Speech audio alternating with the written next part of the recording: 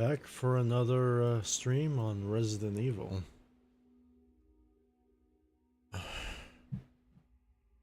Had a good weekend. I went to go seek some therapy today.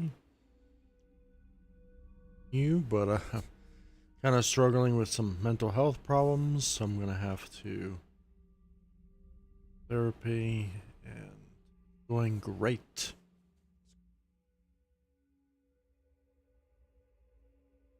It is going definitely great.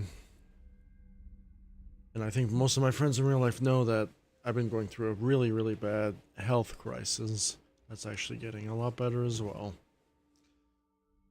Yeah, I think when it comes to like playing games, I have another gaming channel. I don't know if people know on this art channel that is kind of big, has a lot of views and stuff. Because I played so many games when I was a little teenager, and I started that channel like 20 years ago. Actually, no, about 17 years ago, I started that YouTube channel, and I just been playing games. Nowadays, I can't play the games like I used to.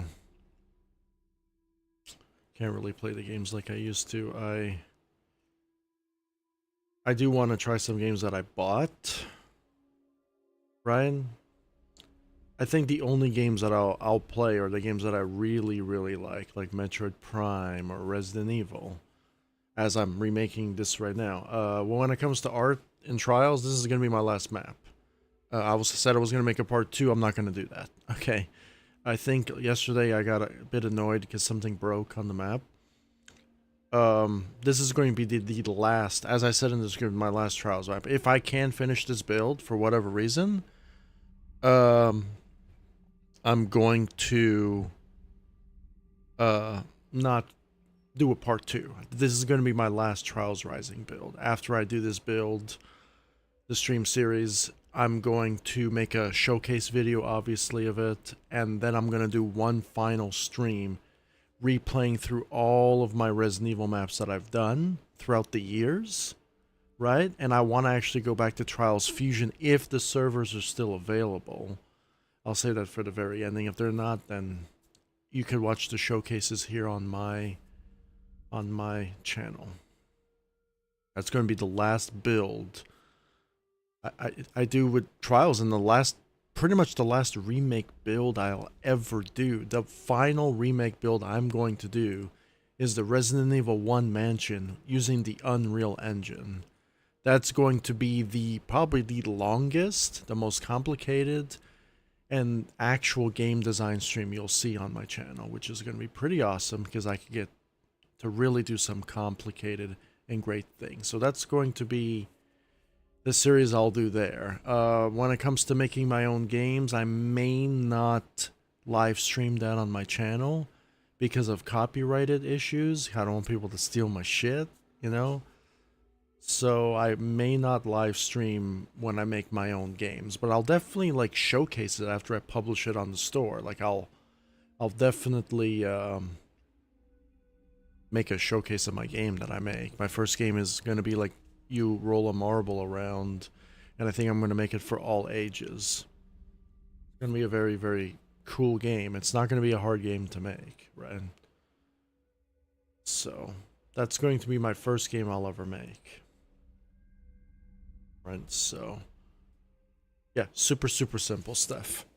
Right, the stuff that I'm doing right now is much more complicated than even my first and second game that I'll be making. Like, way more complicated than that. And obviously my Resident Evil build on the Unreal Engine is going to be my practice build. Right? So that's going to be the things I'll be, you know, remaking my favorite level, knowing how textures work, knowing how coding works. I'm going to be doing all of it, you know, all of it, right? And I'll be using Blender, obviously, as my modeler, because it's free. And Unreal is also free. So if you haven't tried them, you should download them. It's free. What are you waiting for? All right, I do not recommend using Trials, okay? This is just something that I started here and I wanted to finish it, and I can look back at it knowing how awful the engine is, and all the progress that it took to get here. You know, in the future, I'm glad that I experienced how bad a program can be. So then whenever I decide to make a program, I will not follow the steps of laziness and just delivering a product that's really, really bad. Like, you gotta, when you build a game, you gotta make sure, you really, really gotta make sure that that whenever you're building a product, it's tested properly, so there's no major bugs and then major errors, because that's really gonna piss off everybody. Because this game has its own, like, creation sharing server, right? So you can share your own creations. In the previous games, it was always filled with all new stuff. This particular game program is literally a ghost town. It's 1 or 2 per month. No, that is unacceptable. And it's sad, as me, as a hardcore Trials fan, it's sad to see that this is how it became. But at least I get to build my final map. So, much as how bad the editor actually is, I still got to make these cool little levels, and people got to make their cool little levels, and yep. So I'm gonna focus on trying to finish as much as I can in the map. So I'm gonna be doing some scripting again. Probably gonna do a script here. So the script here is going to be the terminals. This is going to be the terminal script. I'm actually not sure what to do with the terminal script yet.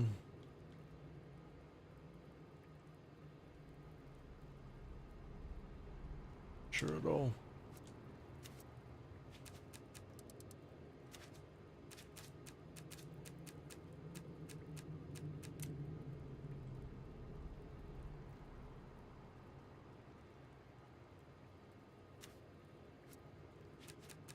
A super easy script too, friends. So we're gonna get, there's gonna be 3 terminals on the map. I'm gonna get a little bit lazy on the map because I don't really care about finishing it much, but we'll see.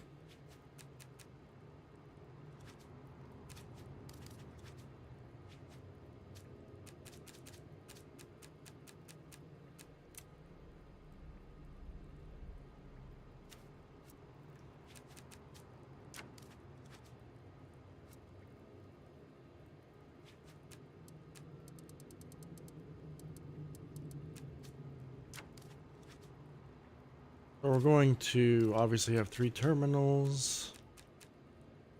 We're gonna have an increase for each terminal. That's after the cutscene. Alright, that's gonna be after the cutscene.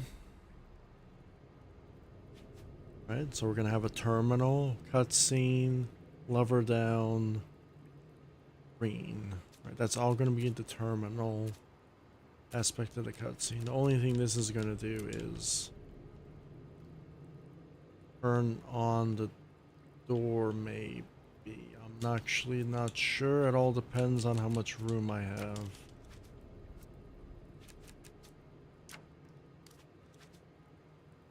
So we're gonna have 3 switches for the 3 doors, and I don't know what's gonna happen yet.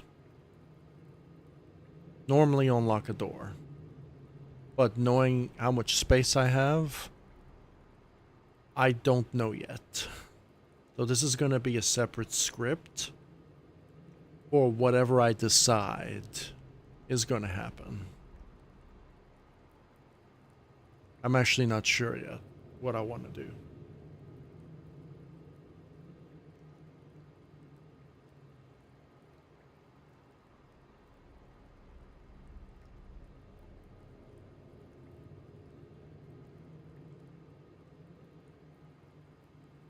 Because you have to get all the MMO discs in order to activate this.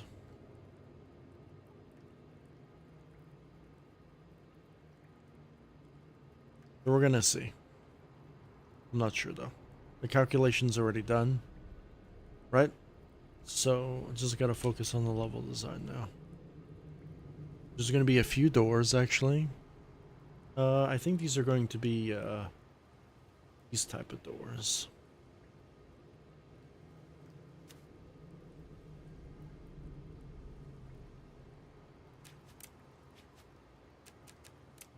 Called a toilet plug or whatever.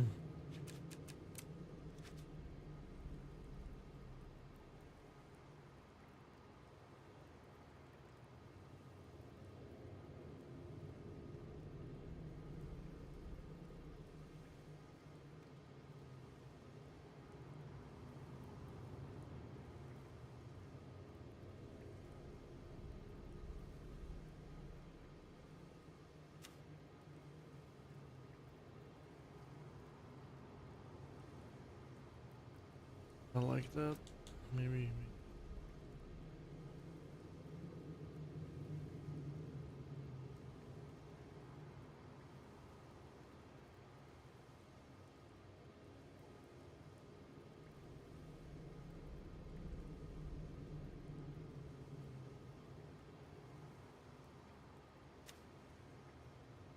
Fine.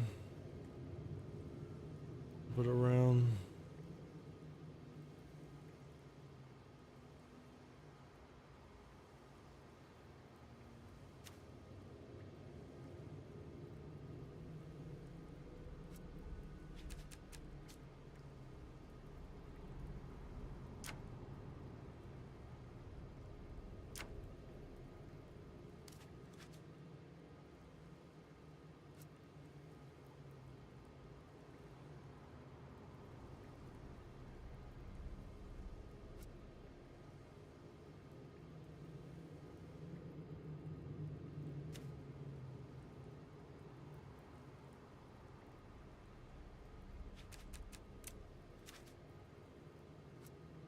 I need a light here. I'm doing, unless there's already a light here.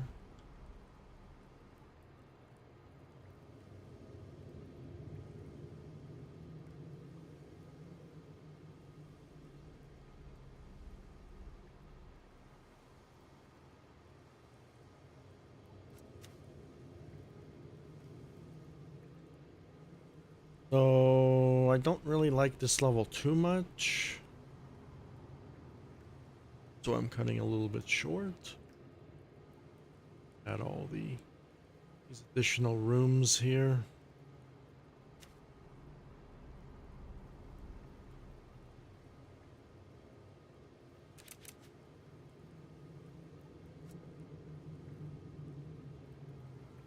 Group this as well.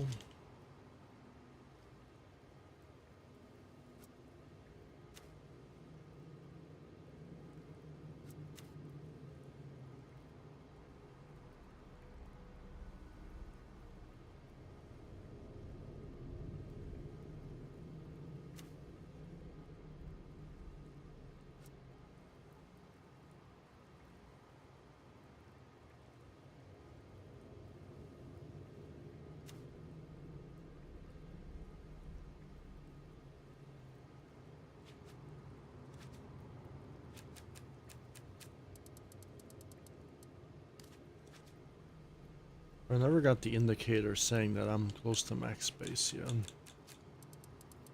Promising.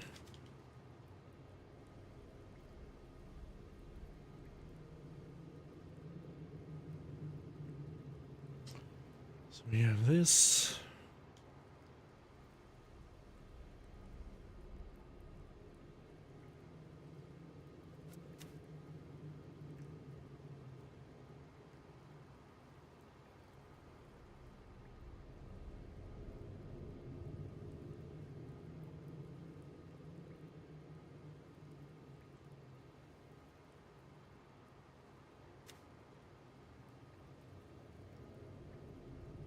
I'm guessing this wall right here is going to be closer.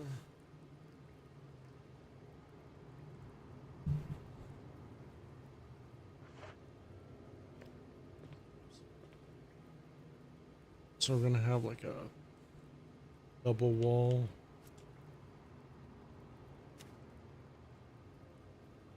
Somewhat of a double wall.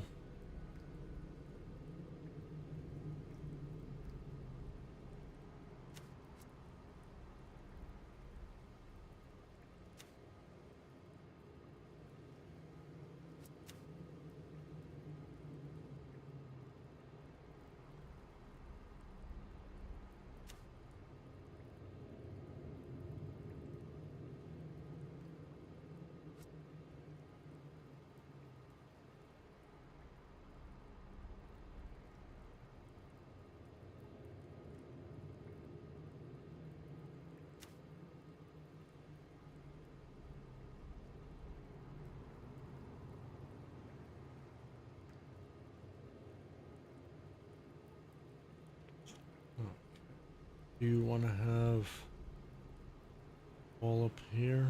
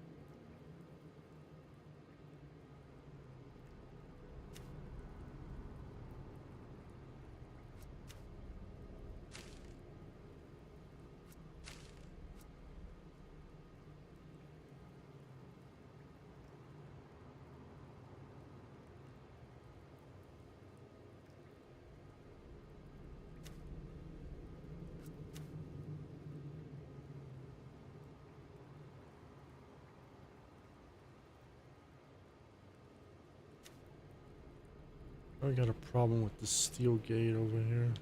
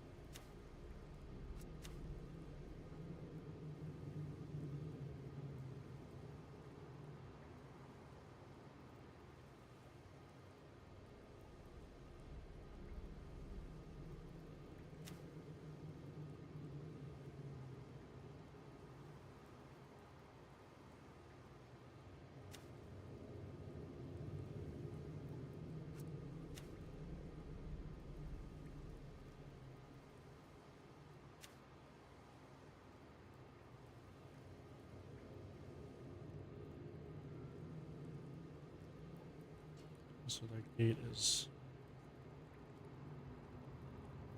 How big this room is going to be, but all these decals poking out of the wall is going to be kind of a nuisance.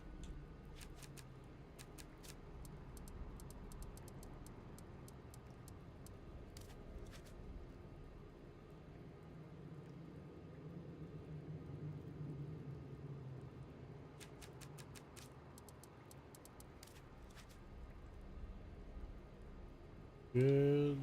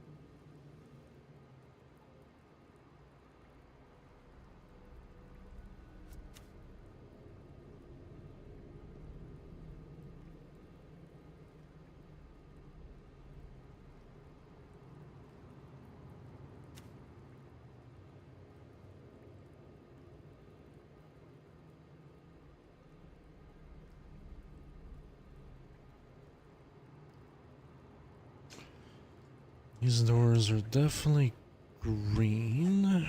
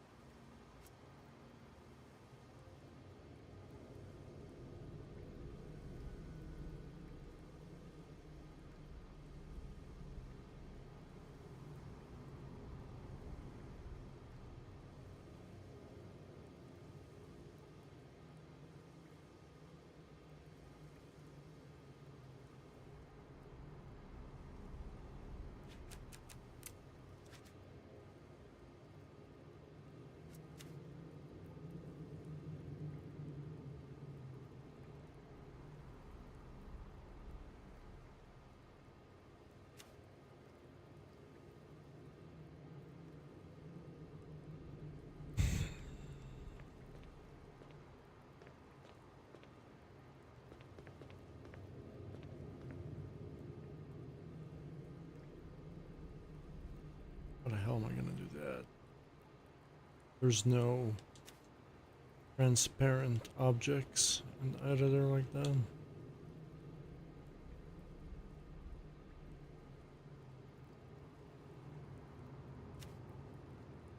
Utter limitation.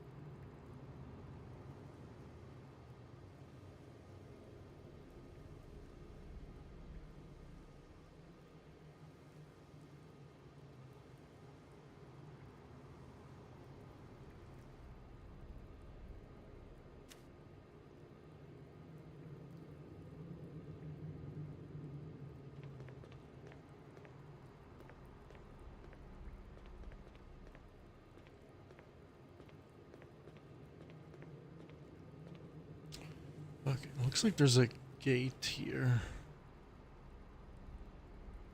Or is the gate in already?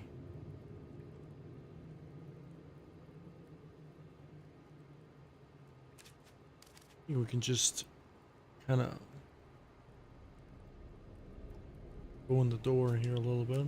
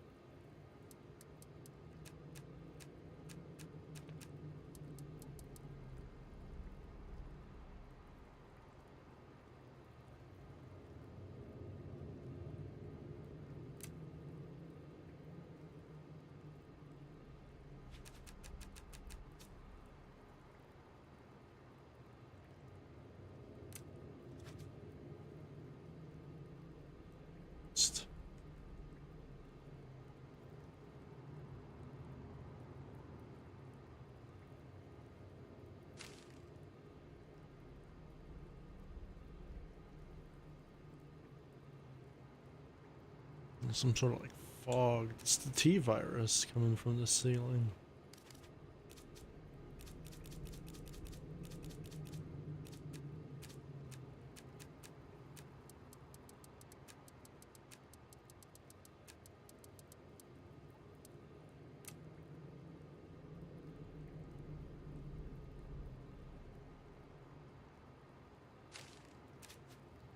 Actually, I mean, we can have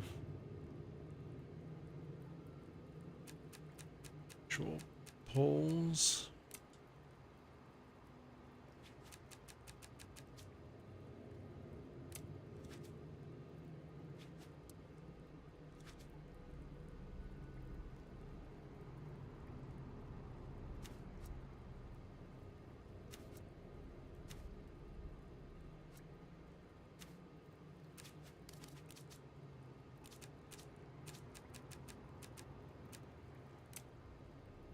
Having this.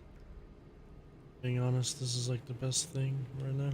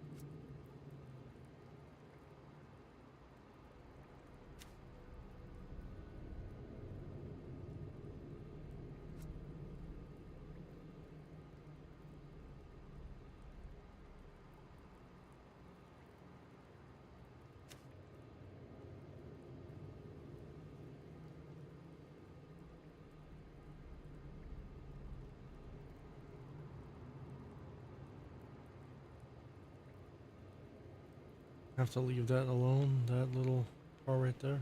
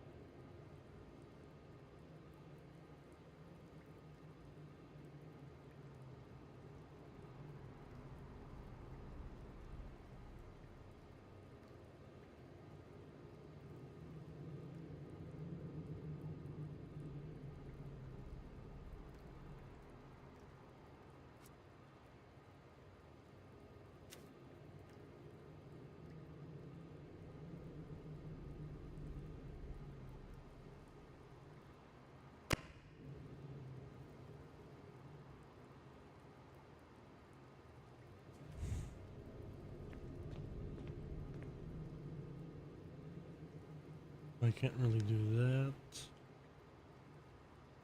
If I like this.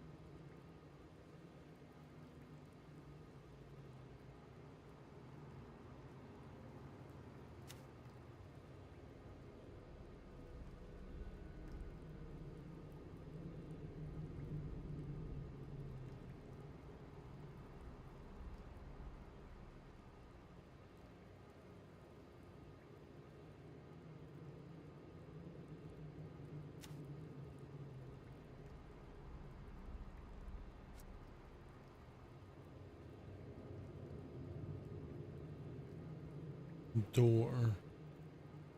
Big hefty door here.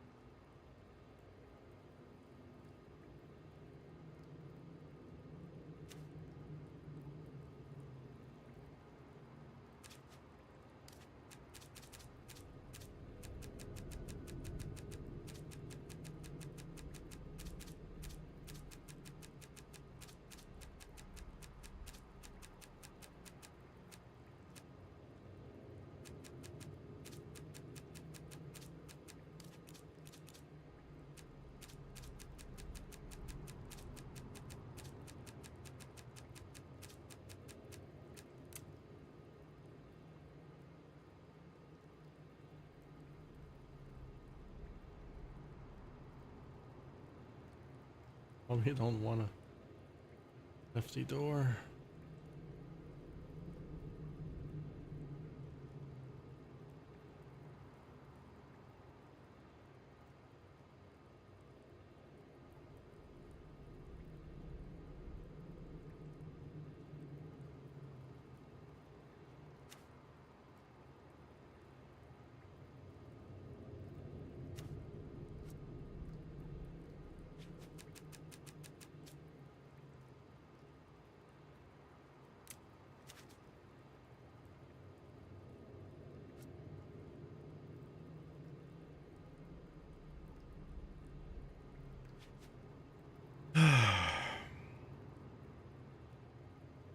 Hmm.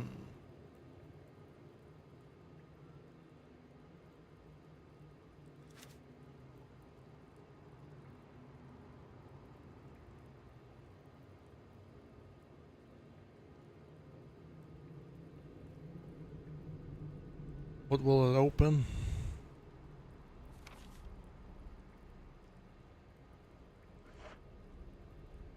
For now, I don't know.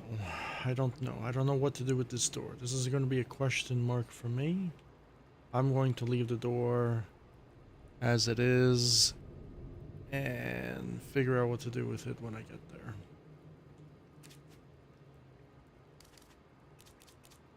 Turn around my space on the map. Deal with the hefty door.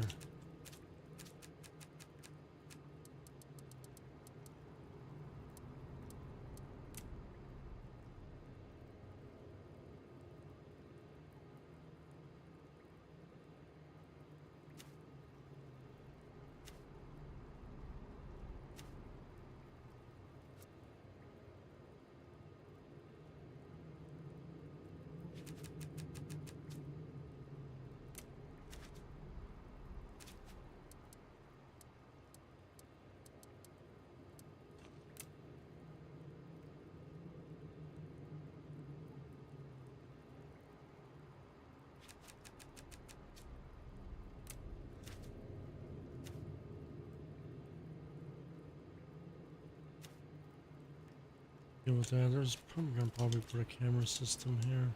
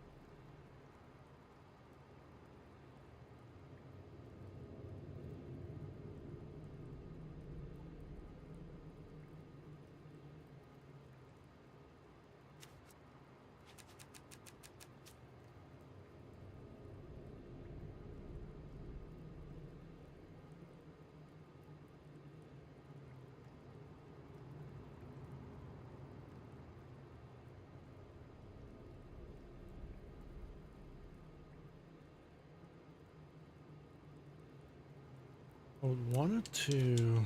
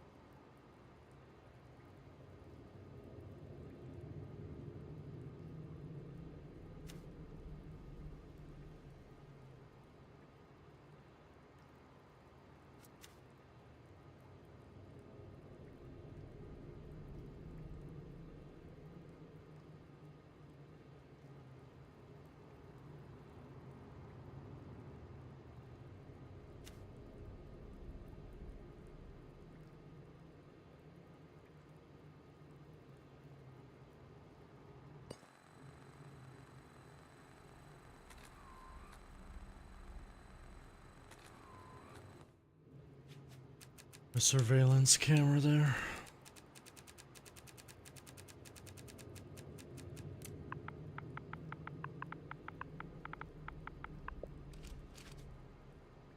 Now we're going just put a bunch of stuff. Can't see. Now I can actually look at the door. Stuff here.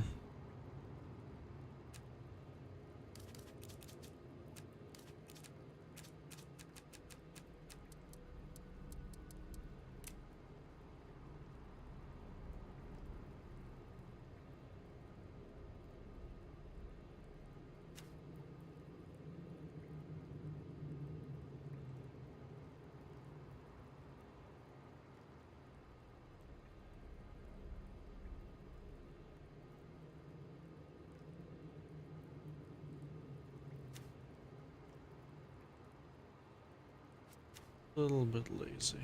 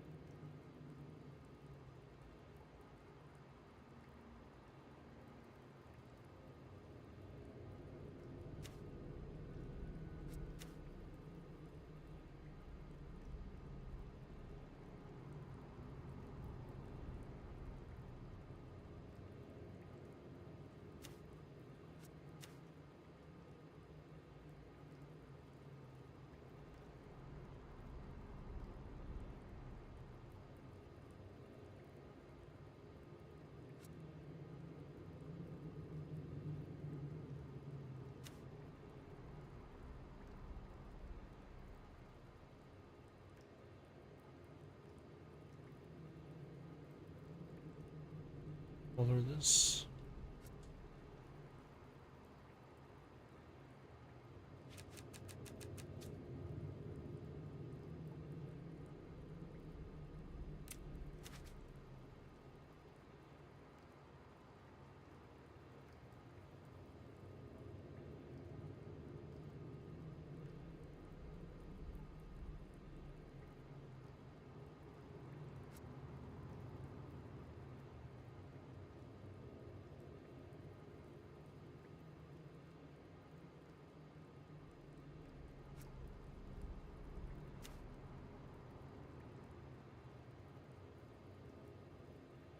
I gotta do the levers.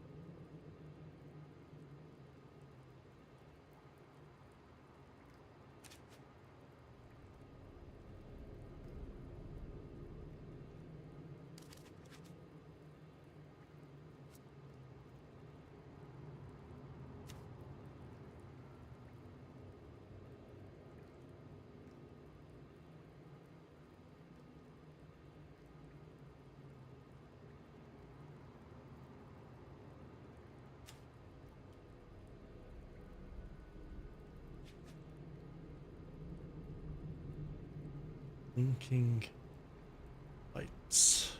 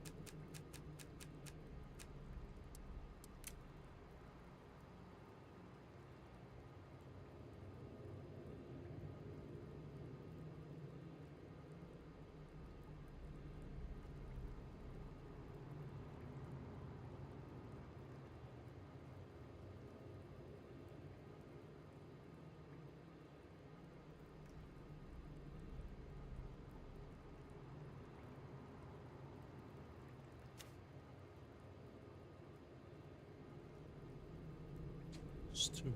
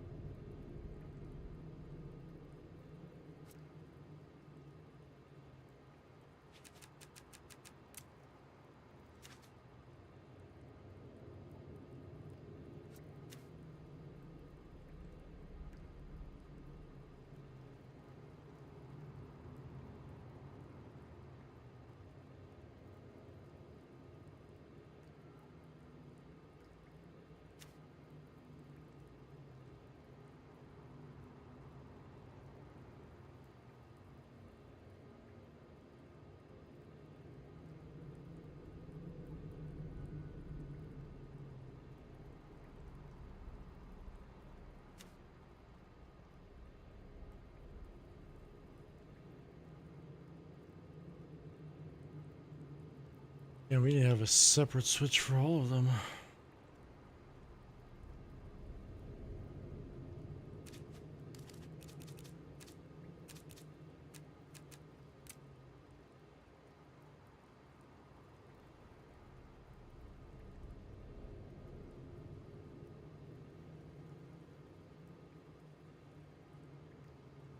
All going to share the same.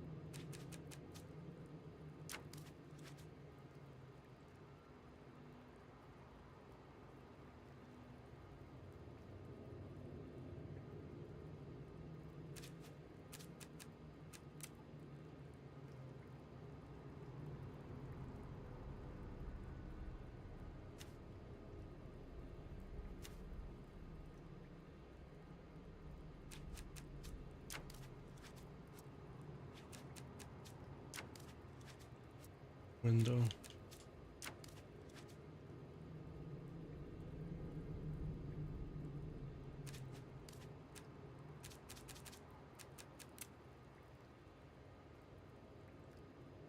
Animating.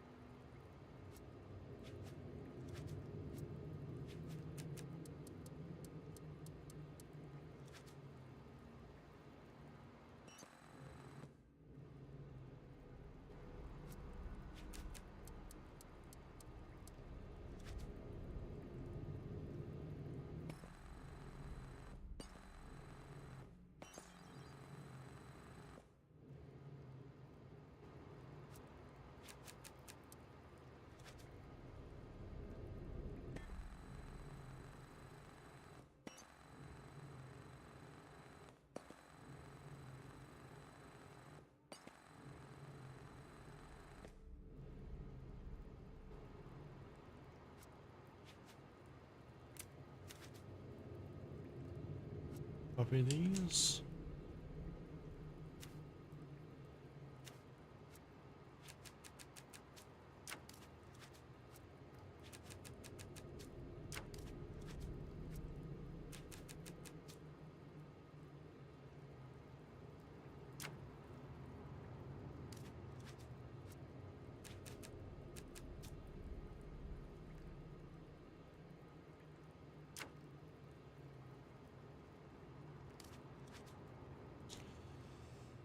Yeah, then we have to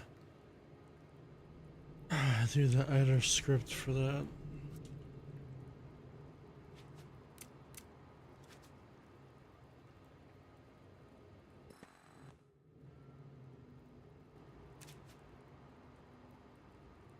But I have these blinking.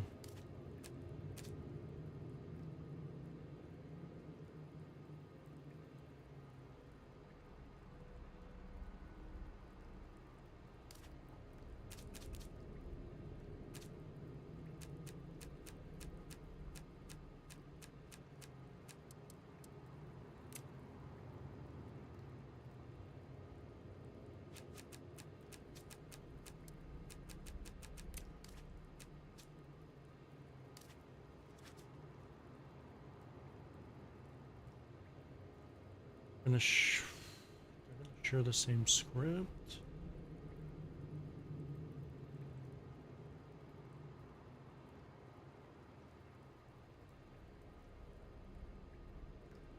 They're a lot steeper.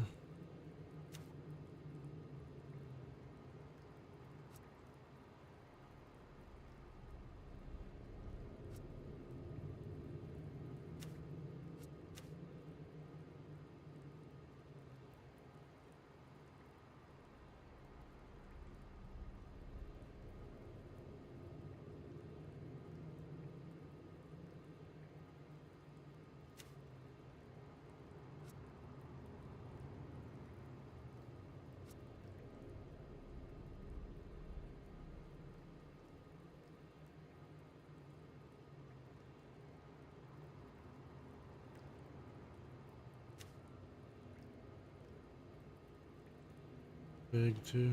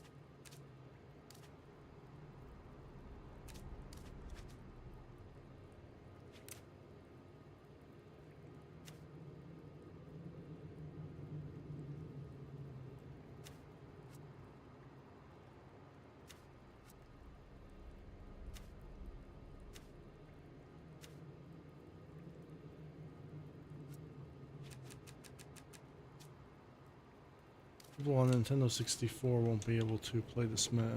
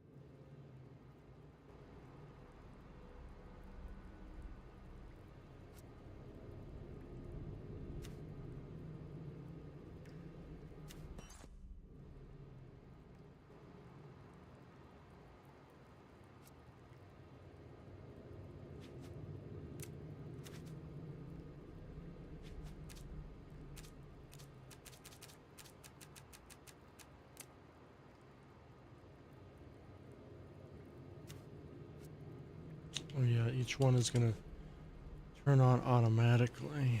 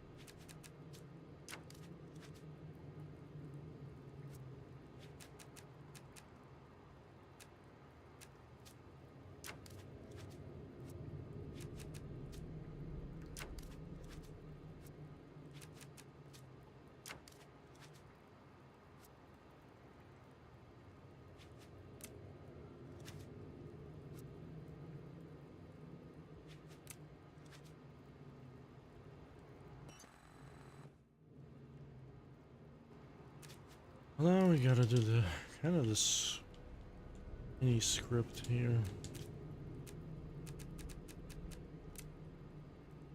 Okay.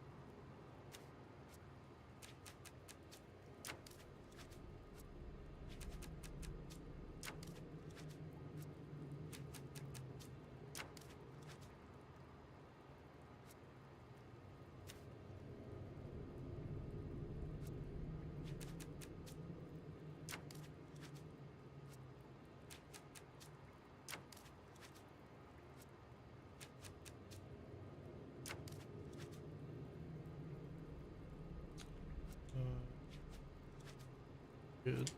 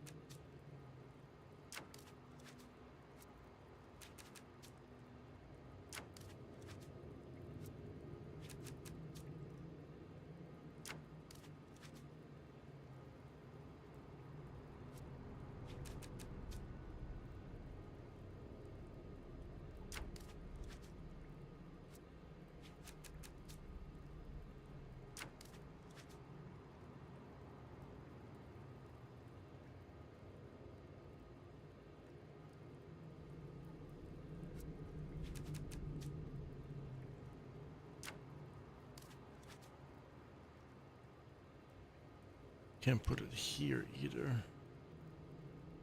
Block the room.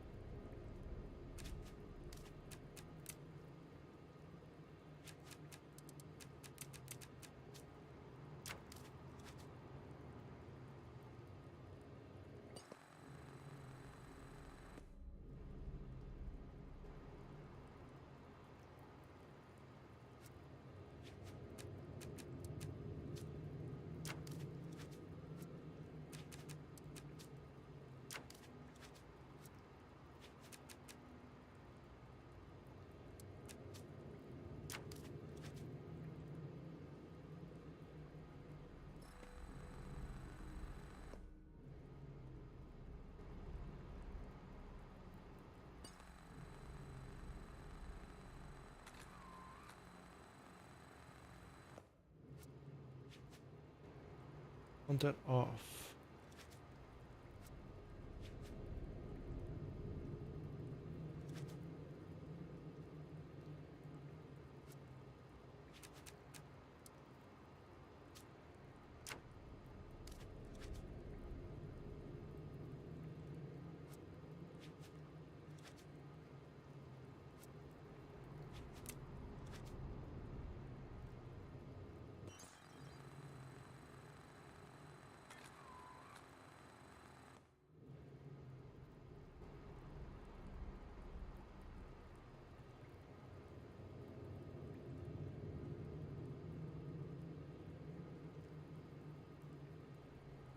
Why?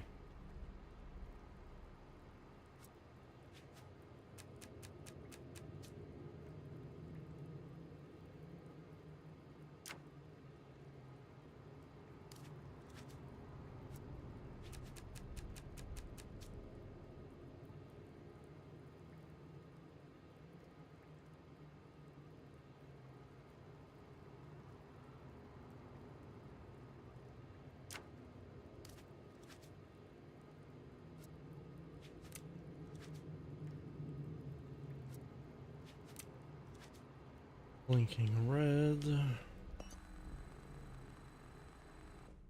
Then it's gonna be blinking green.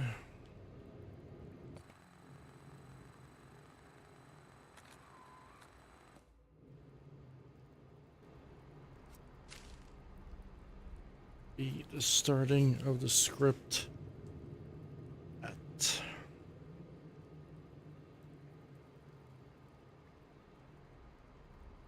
so we're gonna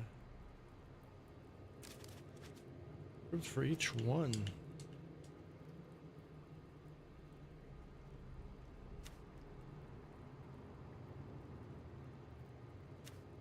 Demo discs.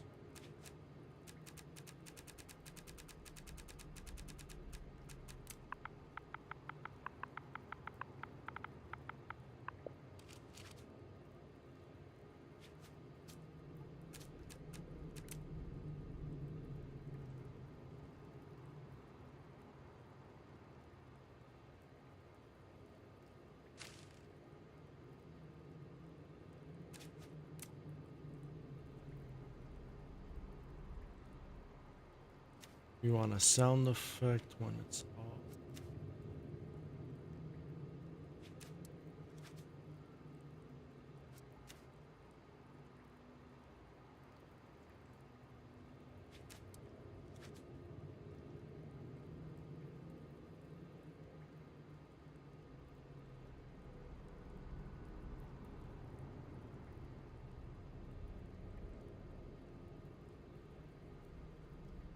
We just don't want that.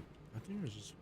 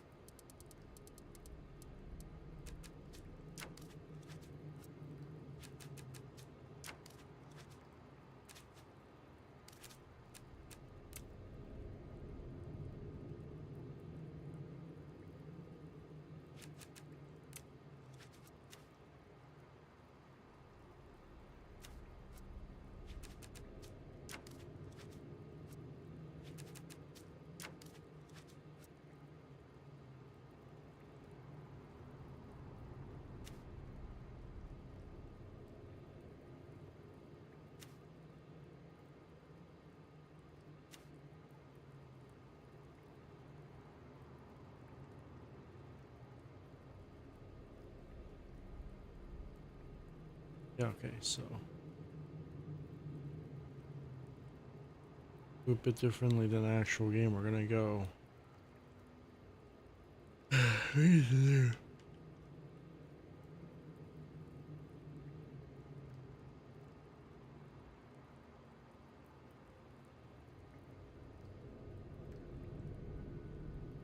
What happens here? I actually want to go check an MMO terminal. Let's see.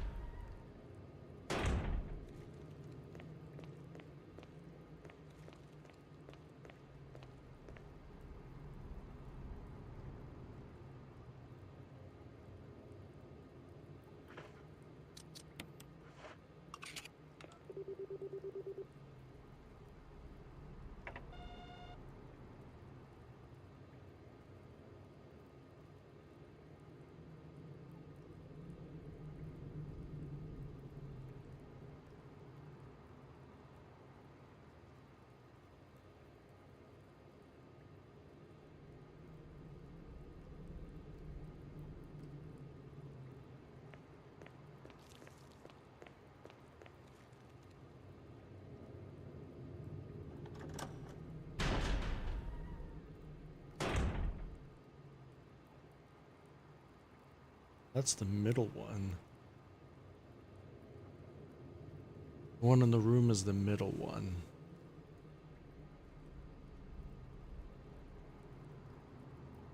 The next Pascal terminal. Okay, the middle room.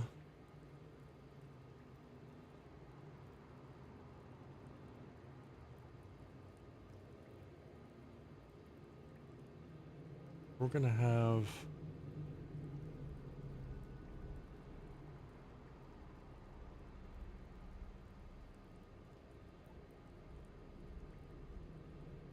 a middle room.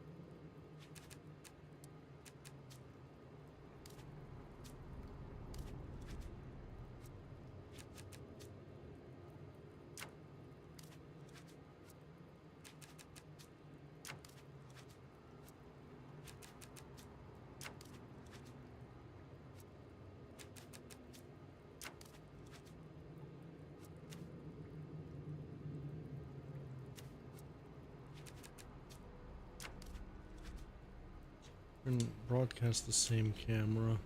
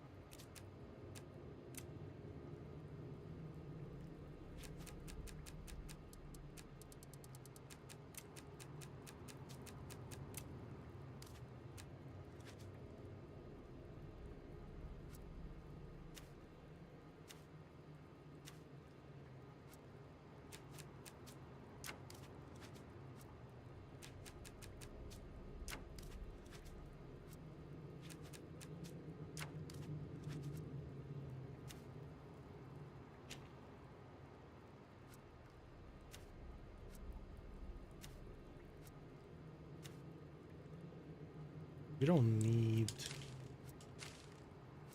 3 cameras, we just one.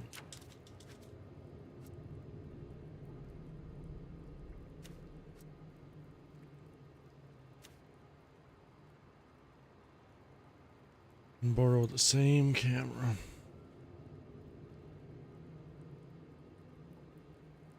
Times.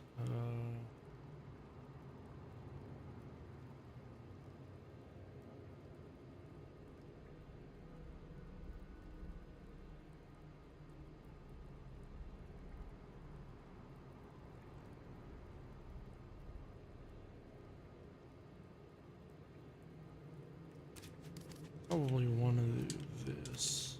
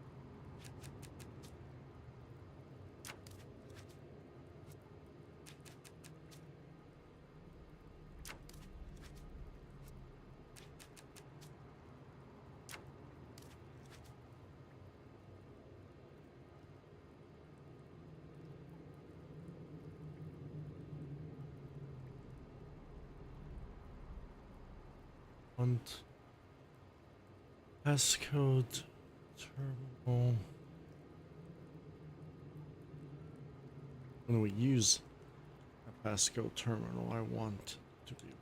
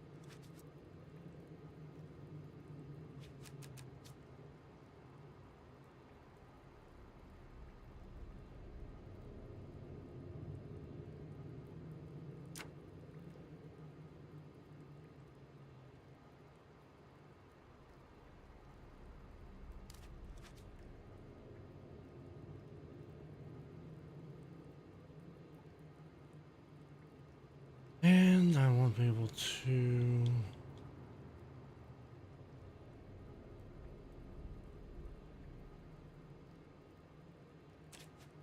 increase.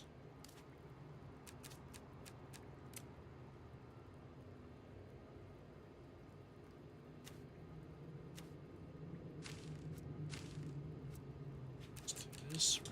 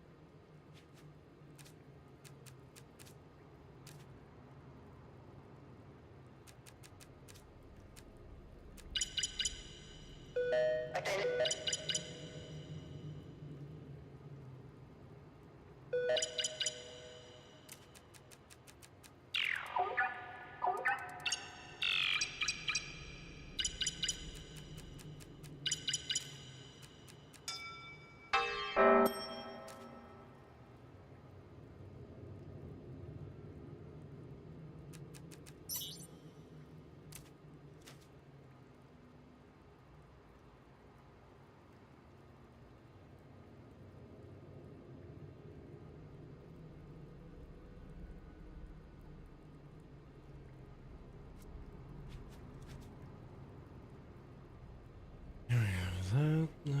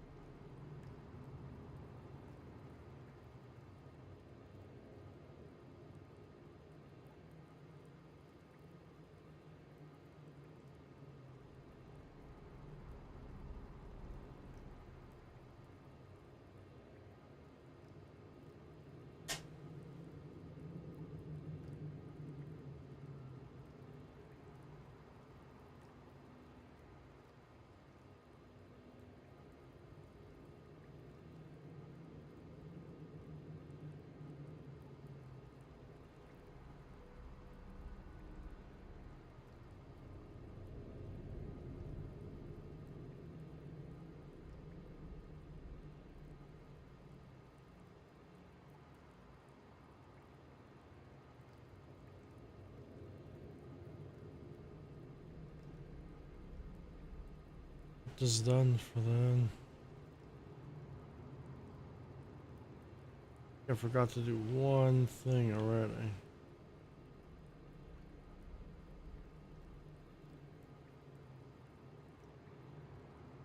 Got to do one thing. Forgot to do one thing. On switch for that.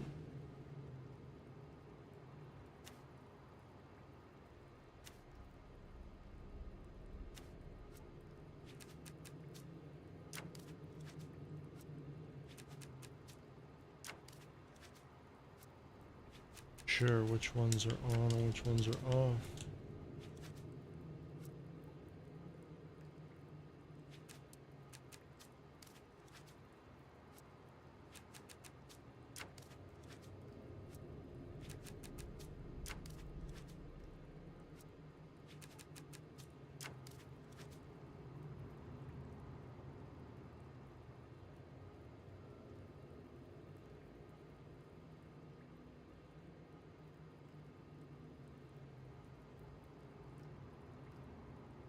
Gotta know what that order is.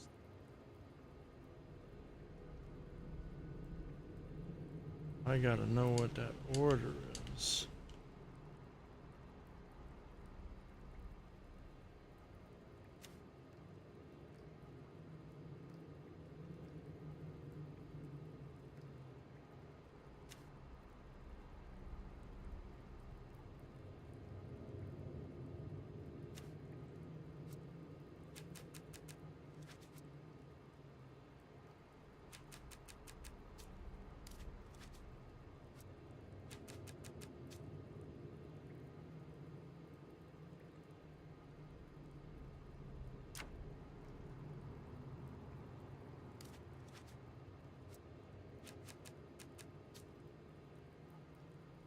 Order.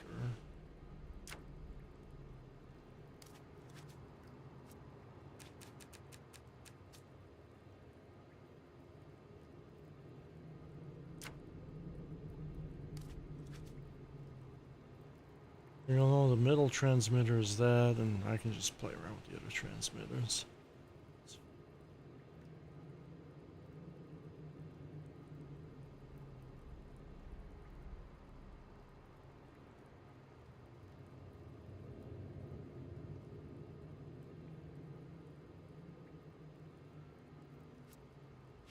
Order.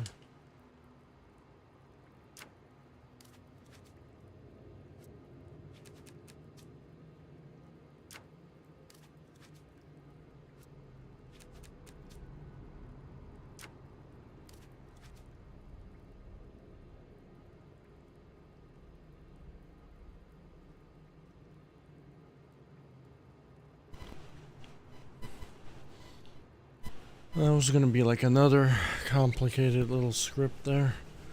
There's just 3 switches, that's all it is. Nothing too bad. Nothing anything like the other parts of the map though. Build is definitely a hard one to do.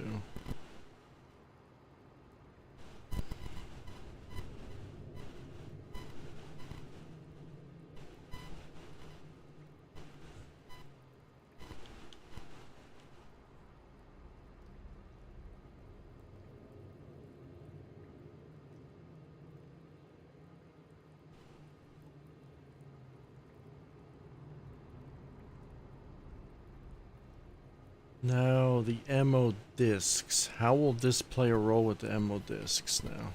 That's going to be the next part. So we have three triggers. We have 3 ammo discs. Right?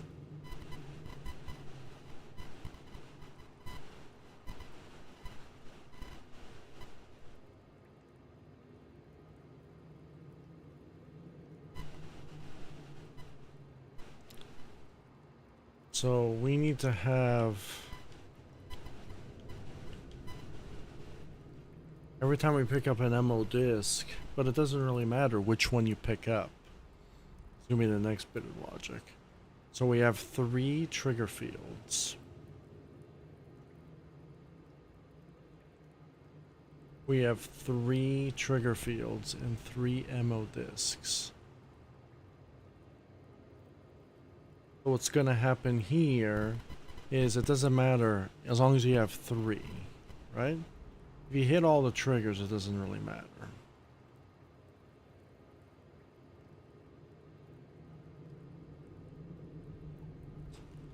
Probably gonna follow the same script up here, actually.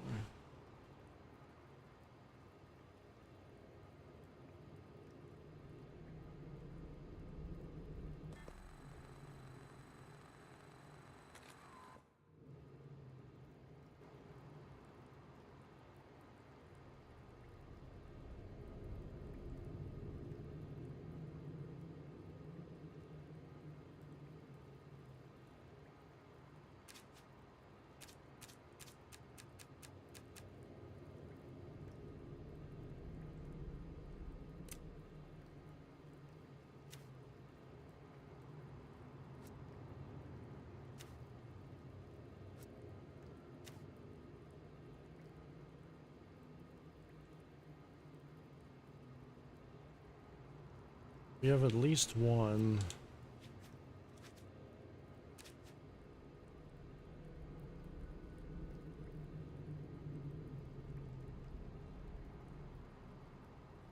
I don't think in the game they matter, the number.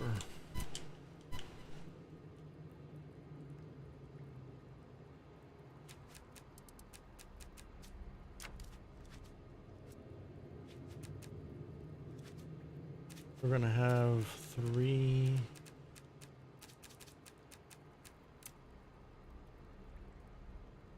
Oh, we need to combine that number here.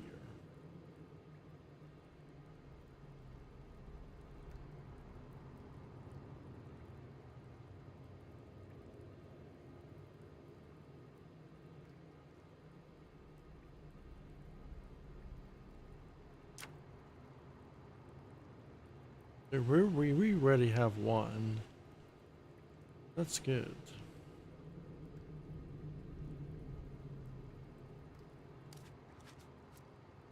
Need at least 1.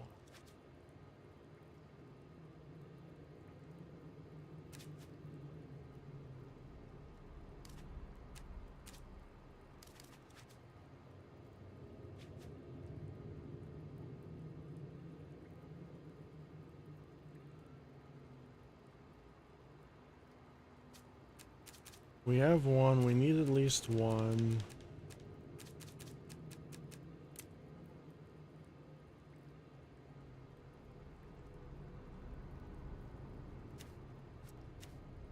How complicated do we want this system to be? We have 3 ammo discs in total after. We have 1, we need at least 1.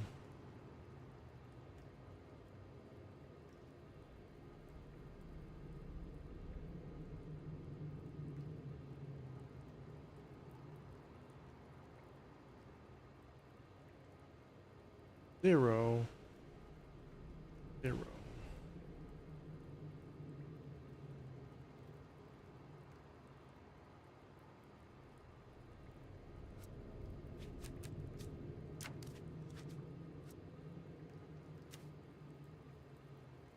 We have it. We know we start with 1. We know we start with 1.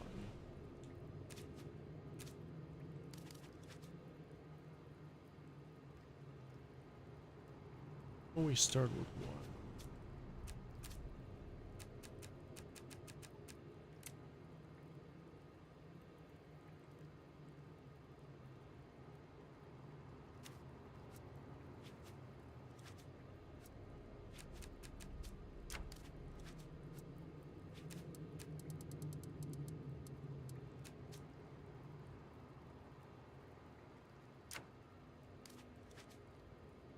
We start with 1. It doesn't matter when it is.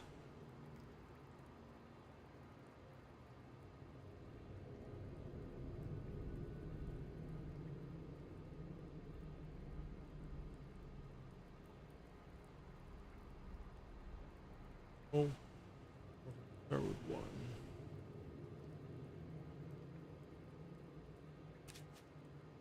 I'm gonna use this to subtract by 1.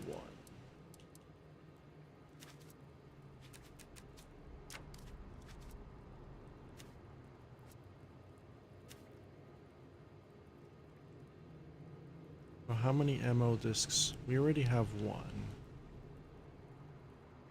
Every time we hit a terminal, we decrease by 1.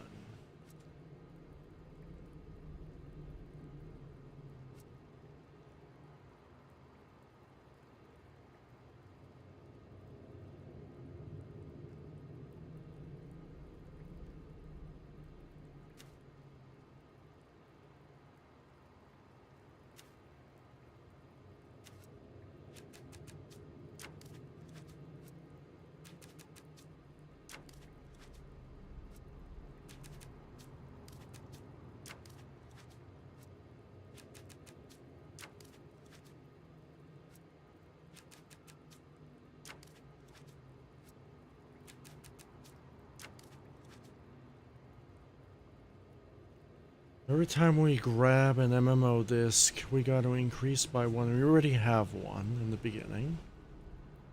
So, when that happens,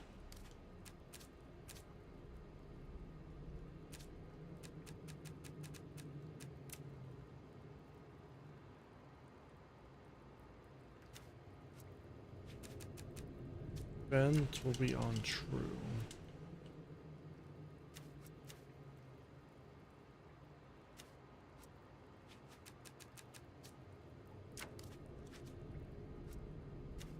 False and untrue.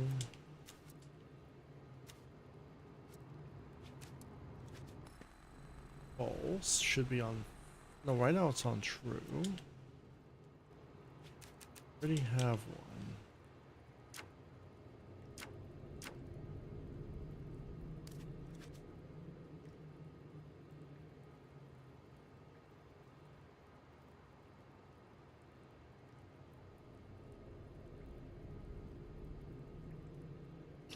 When everything is done, then obviously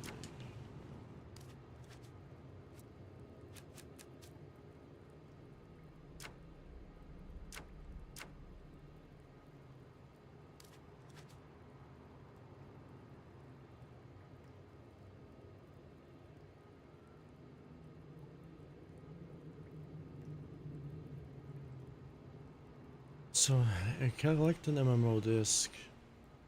Now we gotta do 1 per every MMO grab. We already start with 1 by default. There's an MMO disk in here. There's actually 2 here already.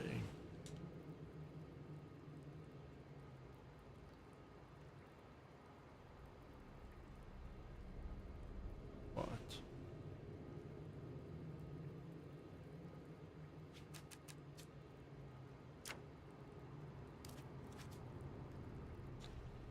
So we need at least 1 for it to trigger the on triggers. At least 1. When we have 0, it'll be off the triggers. At least 1. When we hit 1, it will decrease 1, making it 0, making it off. And when we hit 1, it'll be on true to hit it on. So whenever we hit 1, these triggers are going to be turning on again. We don't want that. We want to have it not in the area.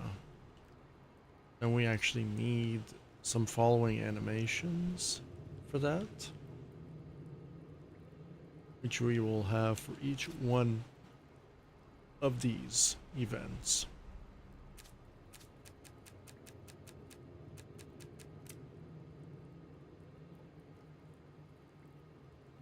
I mean, we don't even have to have following animations. Now we do, because we can't animate trigger zones.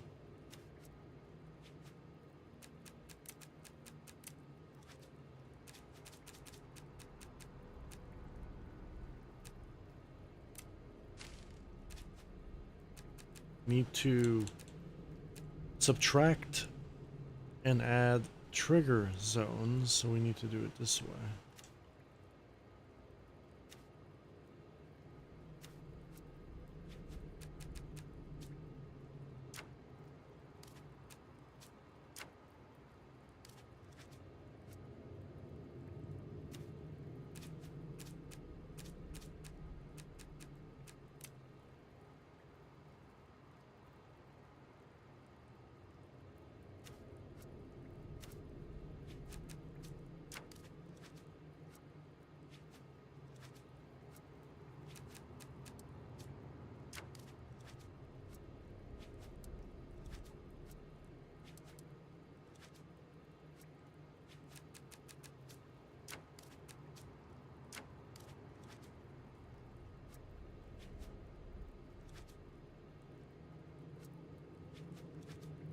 We need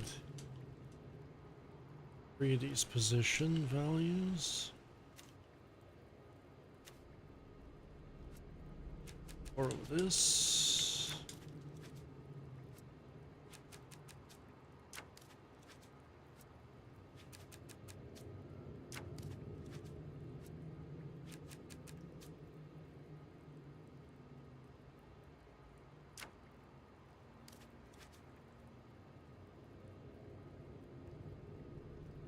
So now we have the 3 position values. We actually need to combine an animation tool for the position values.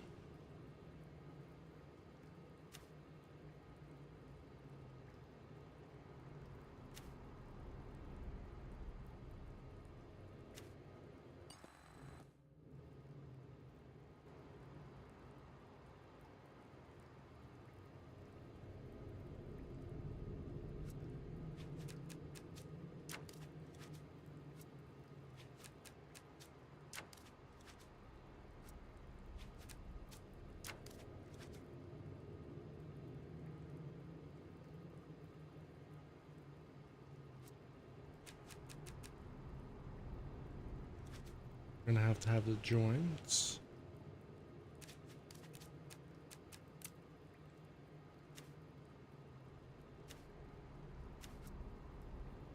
I don't think dummy objects have collision, but just in case.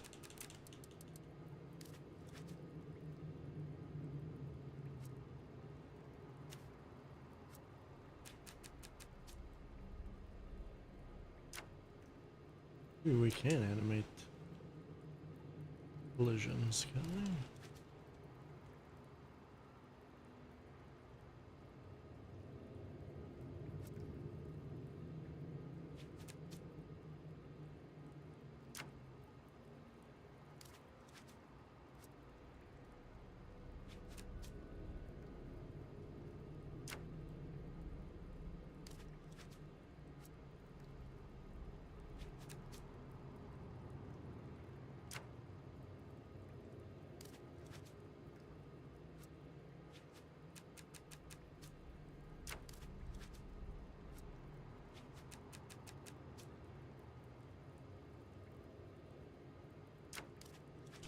So these are going to follow the desired positions.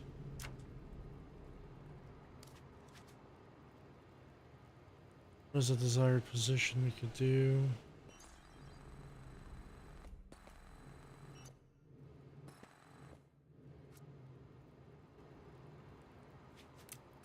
Off.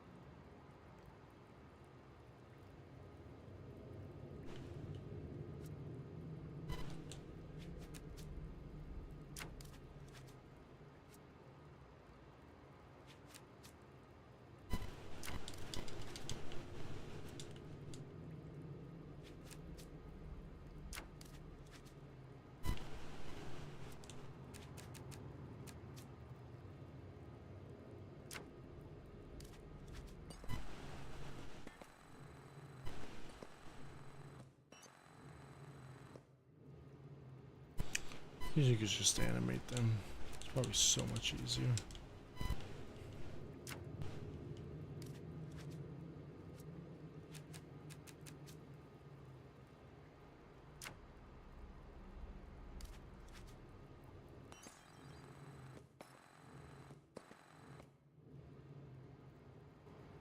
Oh, now we just need to put these wherever the positions are. They're going to be the new trigger zones. Points of interest. Triggers don't even matter anymore.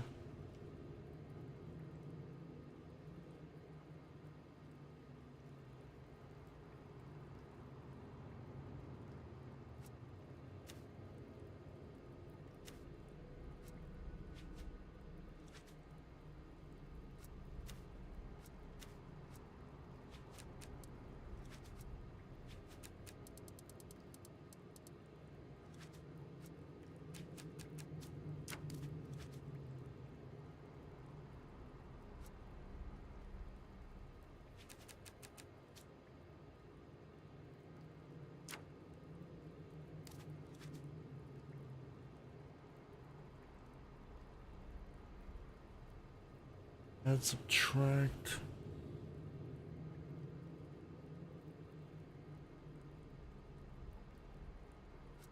Putting these where the terminals are at. Terminal's already done.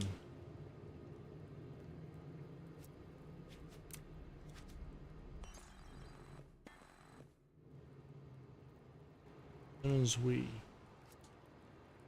pick up a terminal,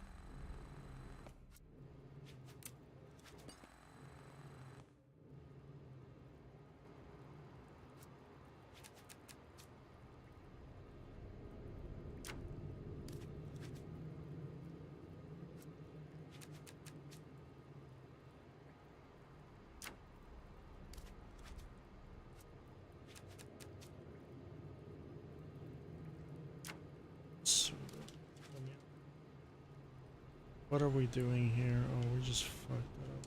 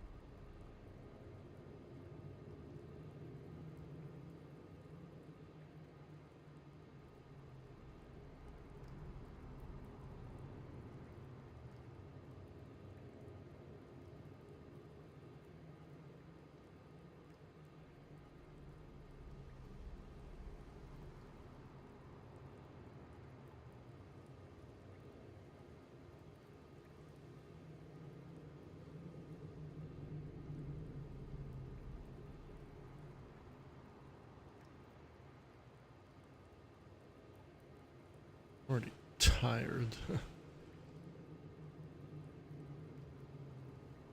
Like, I'm already super tired already.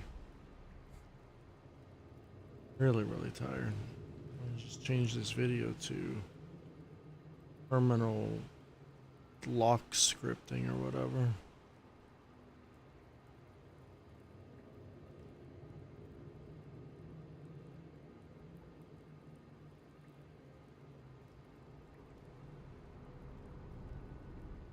Longer day today. Yeah. I'll just finish this hallway and I'm already calling it quits. Like, I'm already calling it quits. I'm going just to finish this little hallway. It's pretty much done. And I'm already calling it quits. Like, that's how tired I am already.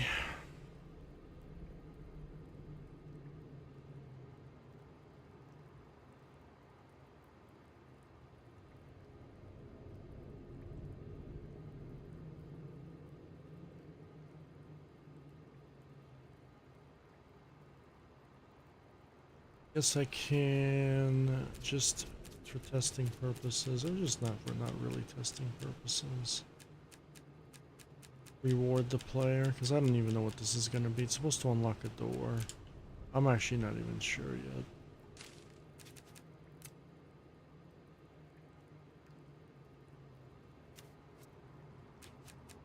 I'll give you a little bit of a reward or something.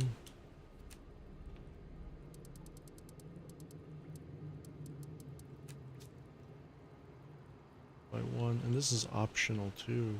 Oh, wait, no, it's not optional.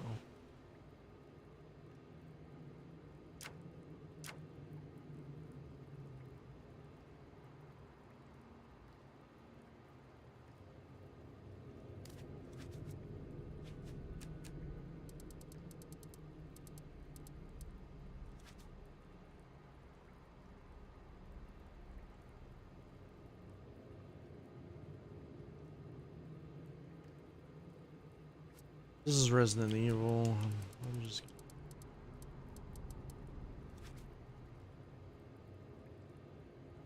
done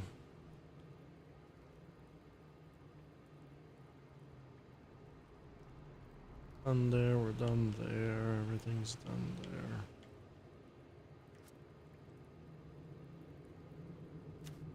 Gonna be connected to a terminal. We don't have terminals yet.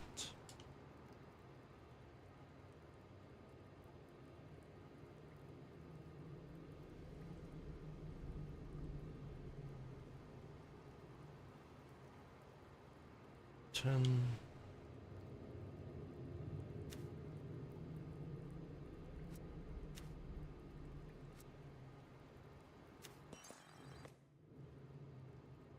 Floating object resembling.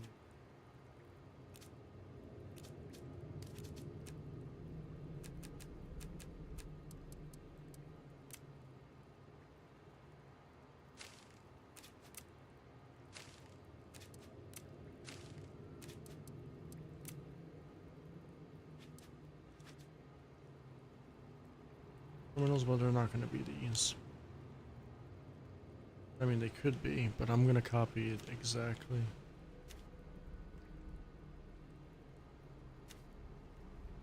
Test it out. And these are going to be in a completely different area.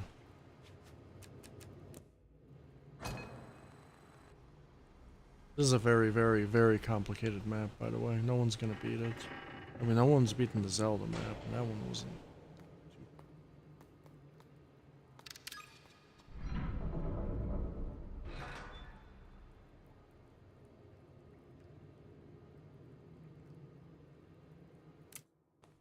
Something's already happening already.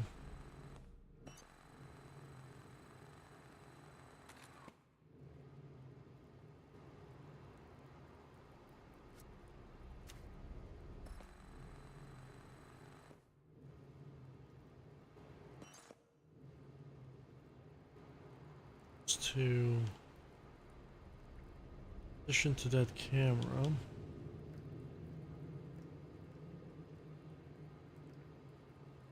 transition back.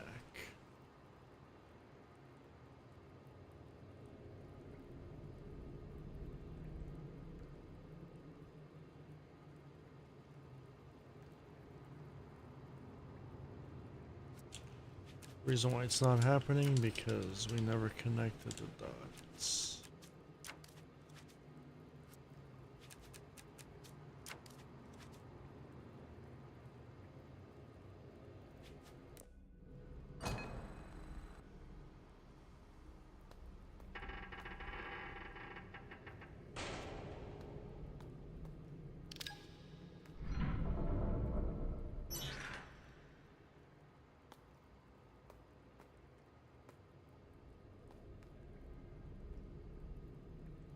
Oh yeah, it's working correctly.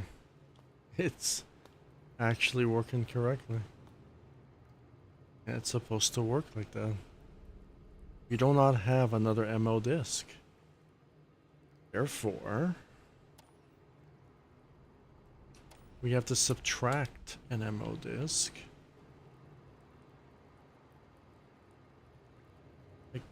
From the actual number menu as well. Every time we use an MO disk, every time we gain an MO disk, we're also supposed to subtract an MO disk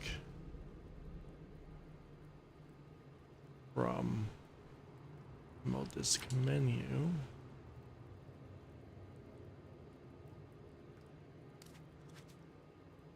Okay, we have an MO disk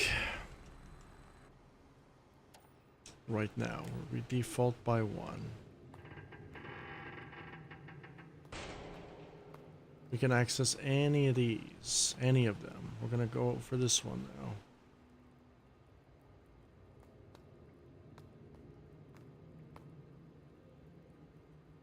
now. On.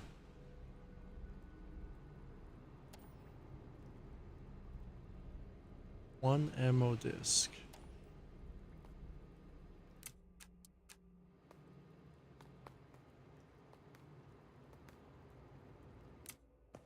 Why is because these have collision. Cannot triggers.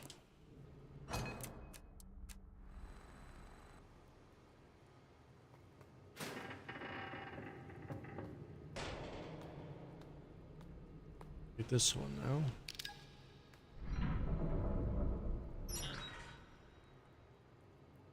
Don't understand why that's yellow and red. Oh,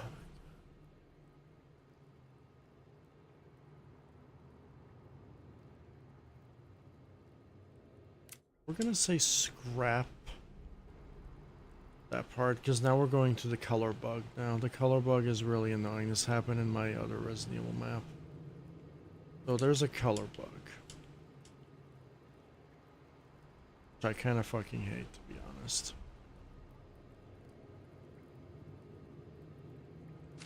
Let's scrap that.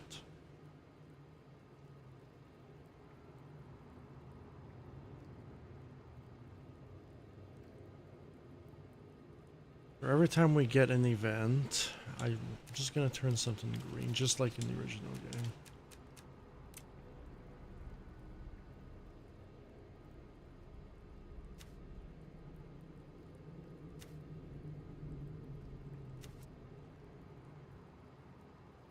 Billions of bugs that Trials has is just incredible.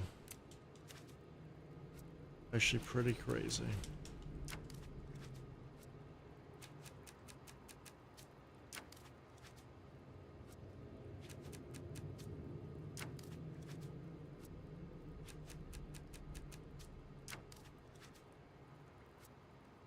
Trials fanboys will disagree though. I don't know how you could be a fanboy and then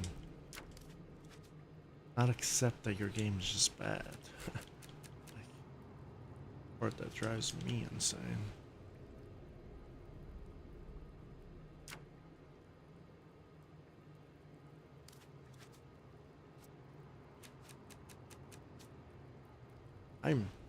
I'm not even, well, that's what a fanboy is, you know? I'm a fan of the game, but I still say that the game is pretty bad. If it was really, really bad, I wouldn't even fucking be here. The fact that I could still able to do what I want is the only reason why I'm here. It is my last map.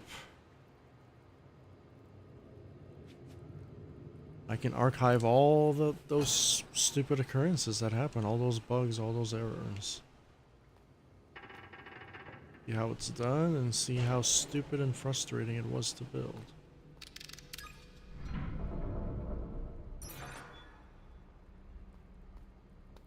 Now we cannot do it.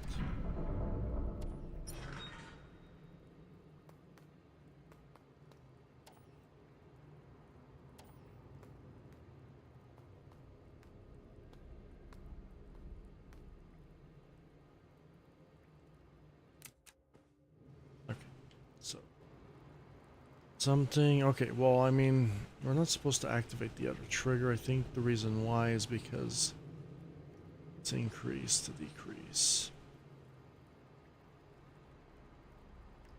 Could be wrong.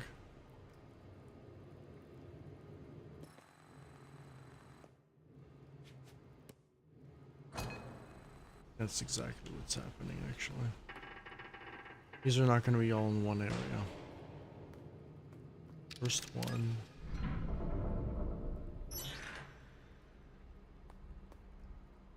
Time that happens.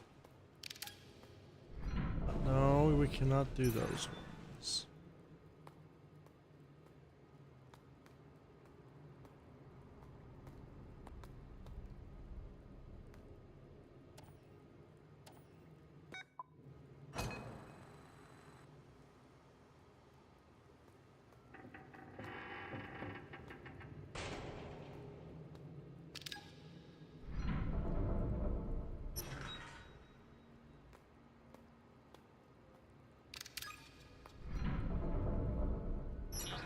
That's already bad, like we're not supposed to activate two of them. Something is activating two though. What is going on? Something is activating two. What is activating two then?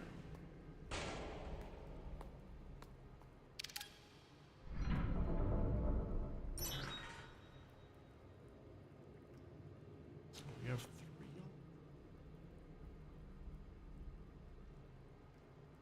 Why do we have three?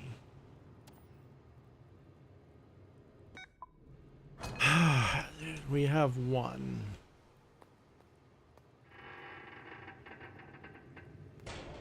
We should have two, not three. And we have three now.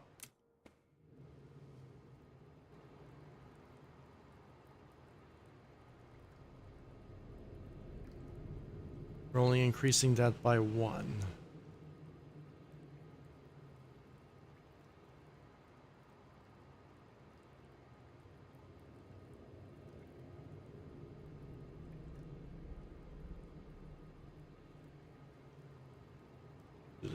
Opposite direction then.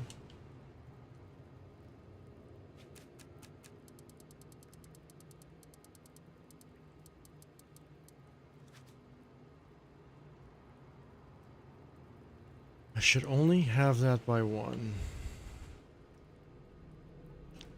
Is it because you're increasing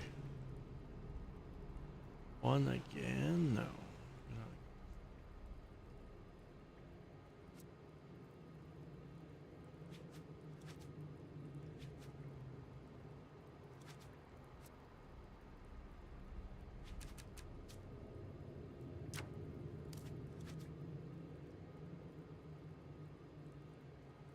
One, and that's it.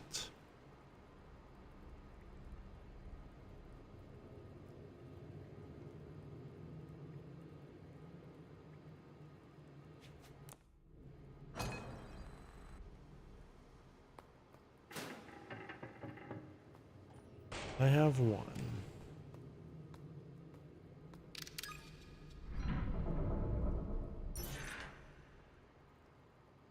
Why, bro? So something a 6?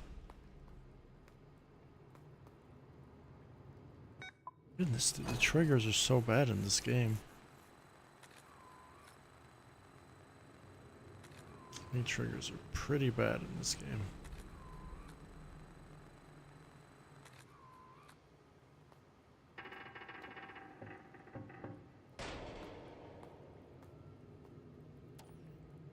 We have 1.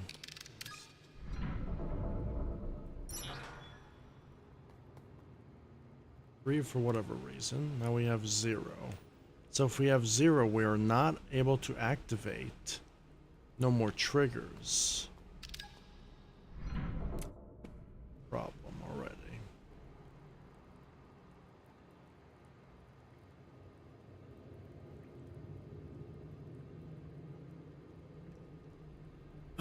It's the reason why, because the triggers are going haywire now.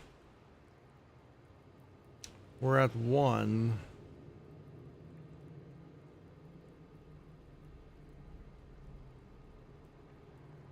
I don't know. As soon as I activate this, though, it automatically decreases by 1 anyway on both fronts. So now I'm like super confused now. Should automatically turn everything off.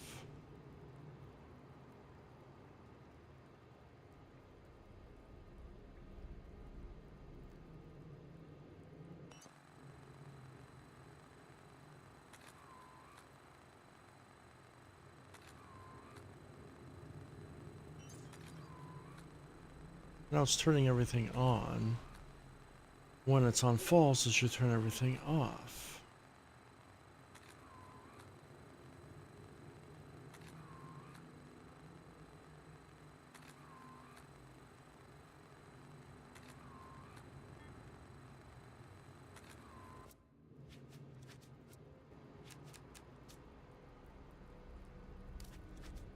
That trigger is being animated down, too.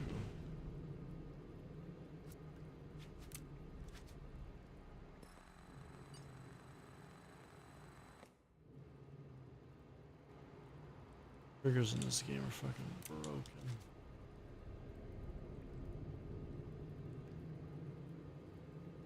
Just gotta turn off the trigger, even though it's already being turned off. Gotta turn it off again?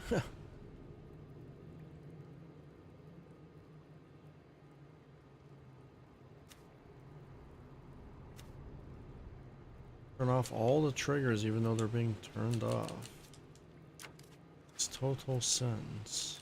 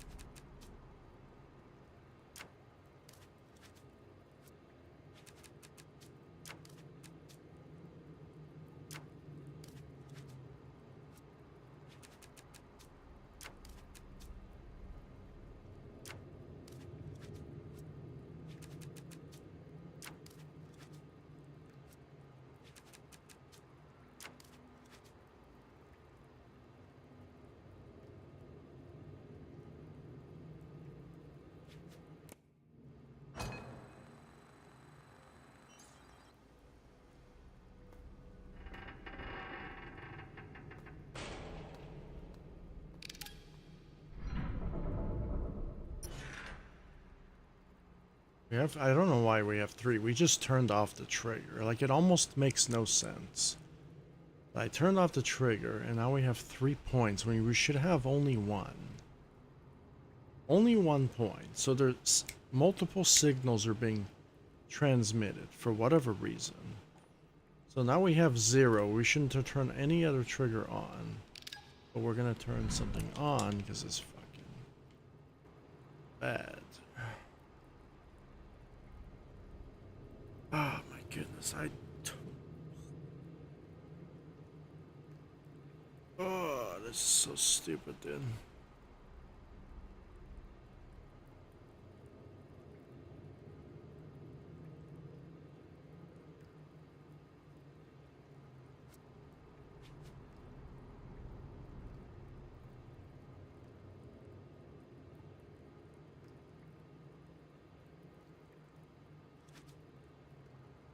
Oh my goodness, I don't know what's causing it, and that's the problem. I don't know what's causing trigger to do that.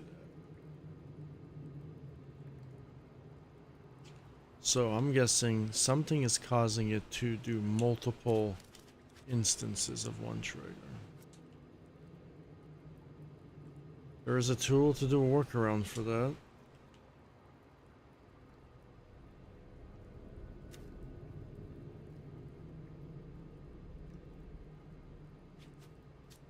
Why it's doing that, but it's doing that.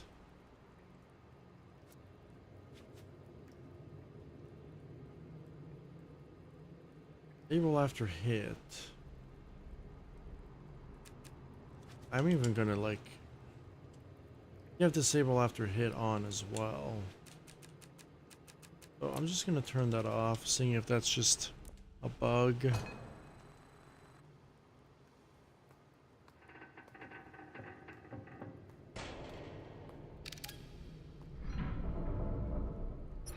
No, it's not a bug, okay. So now there's numbers that we can see that are on. I have 0.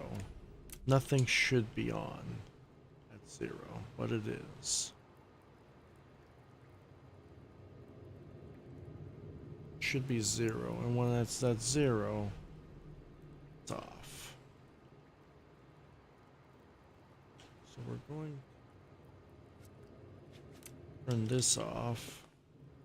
Now we're at false. It should be false. False is 0. False, all the triggers are off. But I know exactly what's going on. Is this trigger is sending multiple triggers at one time, and I only wanted to send one trigger because I'm already telling it to turn it off. But that doesn't matter because the trigger is broken. There's something going on with the trigger. I think the trigger, even though it's being animated downwards, and I think a millisecond, less than a millisecond, so it doesn't really make any sense too.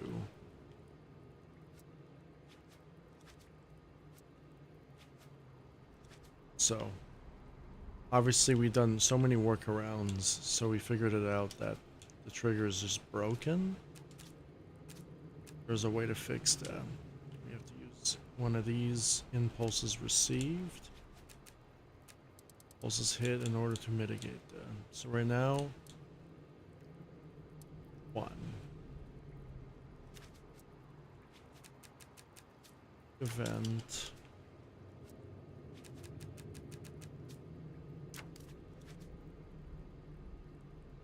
Well, when we hit it, it should be 1.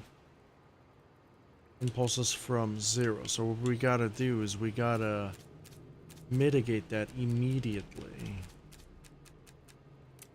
To force it 0. So let's just say the trigger is, we know that the trigger is broken. We know that we only want to do 1 impulse from the target. 1 trigger. There's 1 trigger. We want to mitigate that immediately.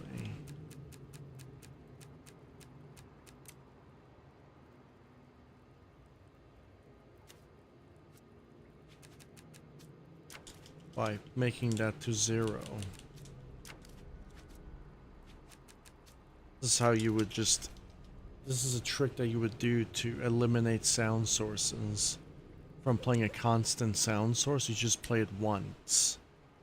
It also mitigates if you have a constant trigger that's constantly being on. This is how you just destroy its constants immediately. So we are at 1. We're at 1 by default. But as soon as we trigger, we're at 0. Meaning it only triggers 1. It should only trigger once. We can test it out.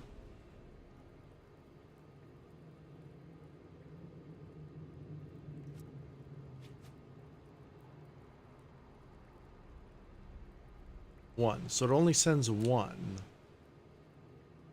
It's only gonna send 1. We know that. So if it sends 3 like it's normally doing, it's only gonna send 1. And the reason why the other triggers are being active is because it's sending more than 1 for there, and we know that because it's sending 3, so it's sending 3 for the additional targets, even though the decrease value... Okay, so since the decrease value is working for the numbers, and the decrease value is working for the thing, well, now I'm confused, right? It's probably sending multiple numbers.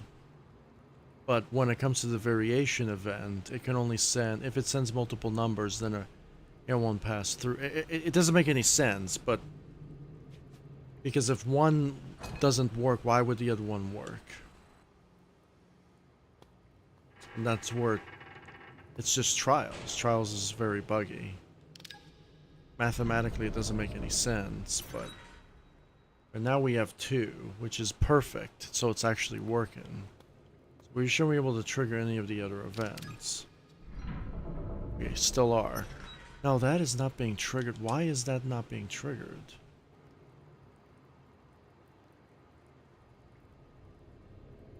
Well, that's a little bit killing me right now. Unless we never targeted this, the color event, but I'm sure we did. Yeah, dude, now I'm super ultra confused. Made that green. We're sending an impulse. So the delayed impulse is not going to register the impulse? But we already sent one impulse. This is just... I want to select one impulse. What makes a little bit more sense, but it doesn't make sense.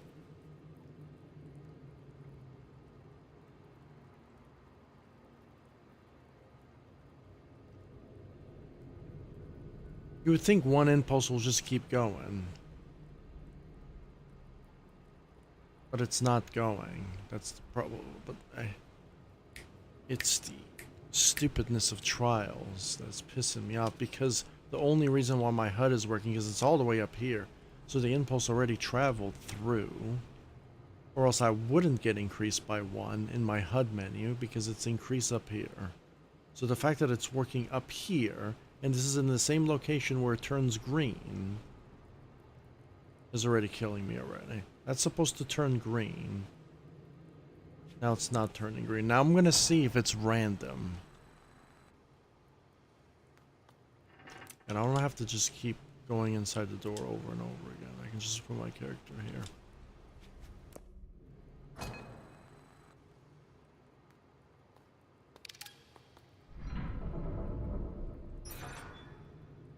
Now the colors are not string. Pretty annoying, actually.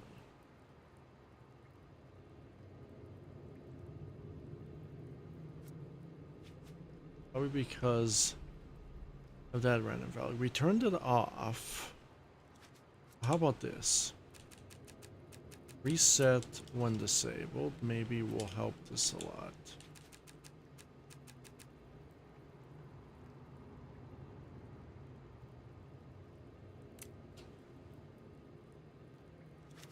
Well, if we reset it, so it should Reset, it means reset, right?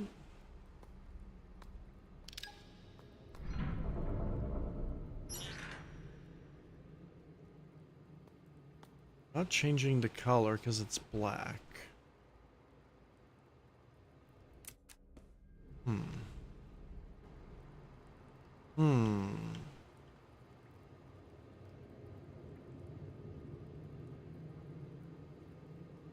Can I...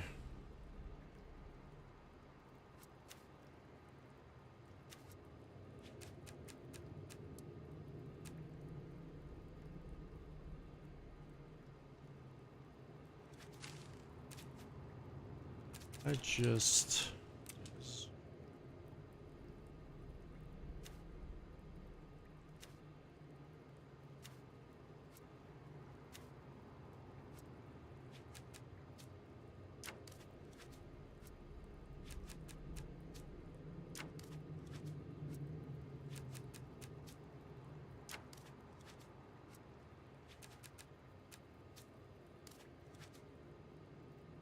So these... Okay, this is... So for these, what is being set to 60? Nothing, right?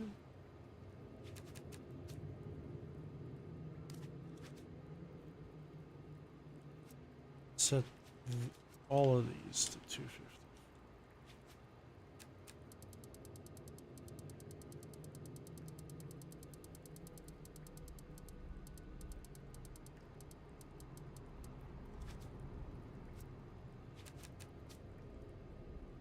These are the green values.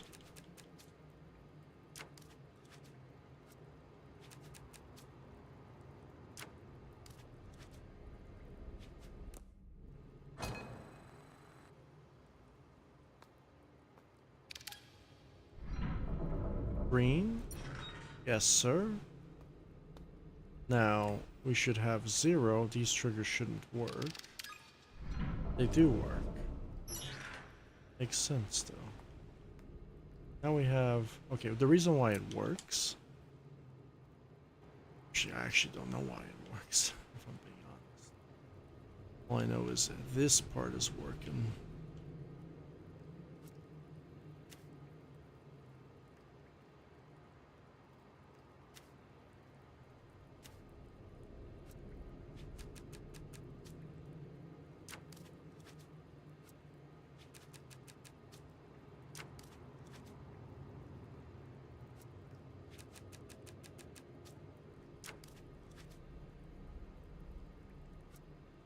These triggers should be off immediately.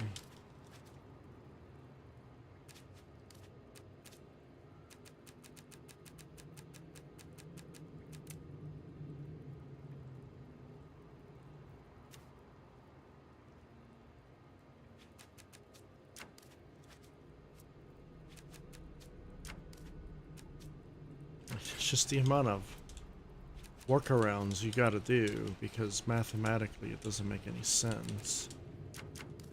Trials is like 2 plus 2 is 5. That's what trials does. When generally it's 4. The trials are like, no, you're wrong. 2 plus 2 is 5. And we're gonna delete your save data. Like that's how broken trials is.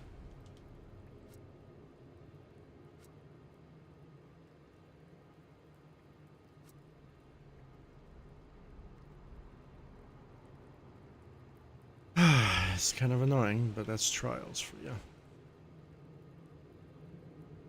So the triggers are not supposed to be on. Increasing the value. But I think I know why it's no, but it's only equals to 1. Right?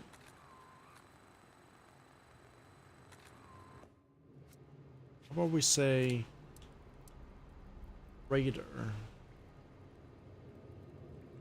Well, but it doesn't really matter. Do you see the problem? If it's greater than 1, it's not gonna work. If it's 2, I mean, it should work. So, I think that's already our equation problem already. It has to be greater than 1.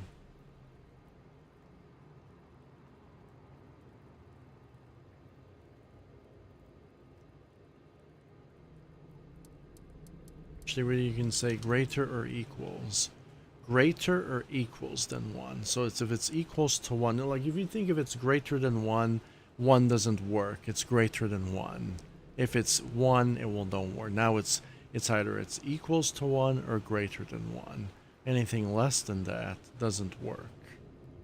And since we're only going by whole numbers, not decimals, then it shouldn't really matter, right? But now we have the greater equals. It should be better. So now we have 1. It's equals or greater. So if we have 3, that'll be good. So, but the problem is we can only have 3 at a time, right? If we have 0, everything should be off. That's how I programmed it. So this particular equation is broken because false equals off and true equals on. Anything 1 or above, the triggers are on. Anything below is off. So when we have 1, the trigger is obviously on. And the only thing applying to this target is decreasing. That's it. Nothing is increasing. The only thing that's increasing is the MMO discs. That's it. So we should, yeah. The only thing that should be. So we start at 0. Right, we can actually even start at 1, but we have something to say that it's 1 already. We can only have 3. And knowing this, I'm hoping that this is working properly. Because if it wasn't, but see, Trials is so bad that I can't trust the script that I do. Because it's bad. Again, 2 plus 2 is 5. In Trials terms, when it's actually 4. That's how bad Trials is. Let's like simple math. It doesn't even do simple math. So then you have to figure out these other methods of calculating simple math, because the engine starts to lose track of simplest of ABCs 1, 2, 3s. Like kindergarten stuff, you know? It starts to lose that.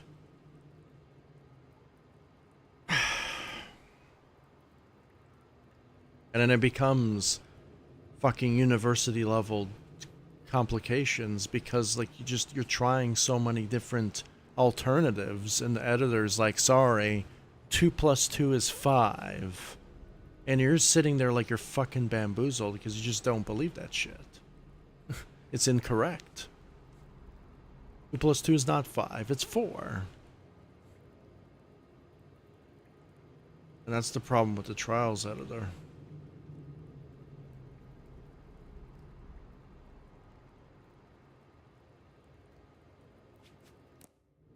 Ah, dude, it's killing me already. I'm hoping it's not decreasing below negative, because if it's in the negative numbers, but it shouldn't fucking matter. Because if it's anything less than 1, it should be off. But again, I have to see it to believe it. It's the comprehensive doesn't even make any sense. But right now we have 2. MMO discs we have 0.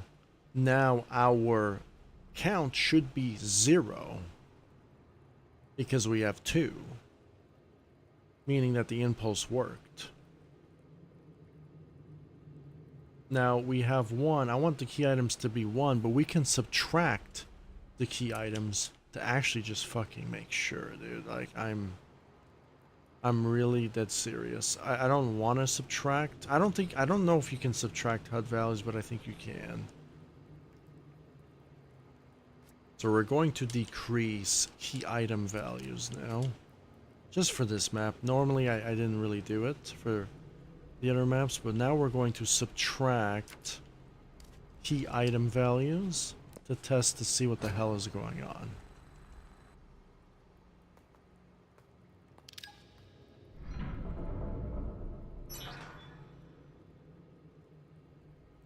So we have 0 now. We used to have 1, now we have 0. Now we have 0 MMO discs. Okay, because we decreased by 1. So now I think I know what my problem is something is not turning off the trigger, even though we already told it to turn off the trigger. Every time we selected one, we turned off the trigger. It doesn't really matter, because every time we get the trigger for the specific terminal, the trigger is not going to be there anymore. It's not in the physical space. It's in an alternate dimension, because we scripted it that way. So we have 3 different switches. Every time we get a script, that switch is in the 5th dimension. You cannot access it anymore. So now you have 2 more other switches, but problem is the other 2 switches should be off. So maybe I just have to turn off all the switches individually, which makes a little bit no sense, but we're just going to turn off all triggers, even because the script on top of me is not functioning correctly. It kind of defeats the whole purpose of the script above me. That's supposed to be turning everything off when the number is 0, and when a number is 1 or more, everything should be automatically turned on. So we're going to turn off all the triggers, because when we, hopefully when we pick up another MMO disc, we should be able to turn on the trigger. But probably here's the problem. Dude, here's the big fucking problem. This is a constant interval. So you would think if I turn off these triggers on all of them, if I pick up 2 discs or more, will the trigger still be active? Like, this is a constant interval. But see, that's the problem with the trials editor. It's just, it's untrustworthy.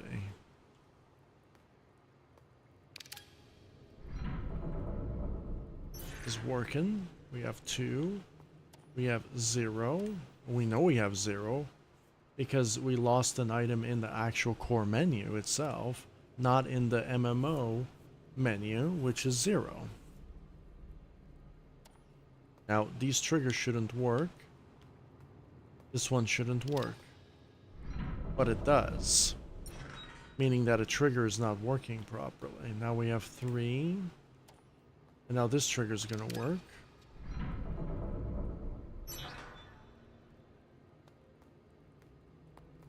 Those triggers are not supposed to work. Now, like we don't have to do that, right? But then in regular Resident Evil, so now we figured out the problem. The problem is our actual script is not working up here. Which makes no sense because we have 1. We want to decrease 1. So our false and equals are not working. Well, let's just say I have 1 here. Let's just say I have -1. Let's just say -1.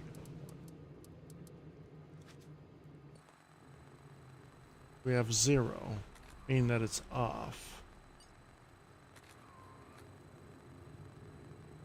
So there's something not working here. Do I have to just do this? You know what I mean? Constantly just do it. I think that's going to be my next workaround right now, because I feel like a constant string flowing is not going to work. I feel like I just gotta just keep doing it. You know what I mean? Almost like a heartbeat, you know? Constantly do it, or it's not going to register.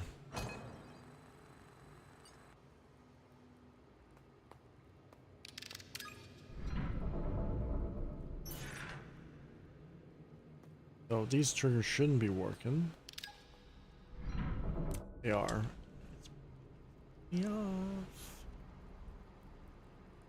Okay, so what could I do?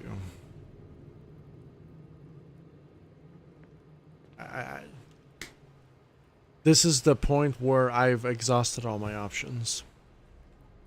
I don't know what to do. I really don't know what to do. This script is completely broken. It doesn't work.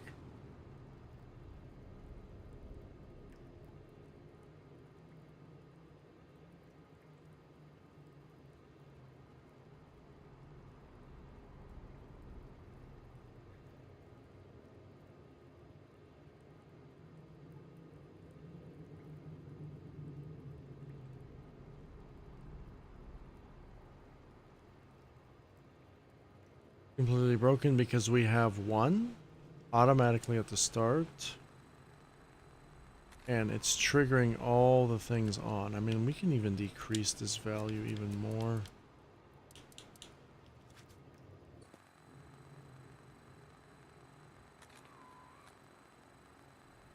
Right, so now we are turning them on.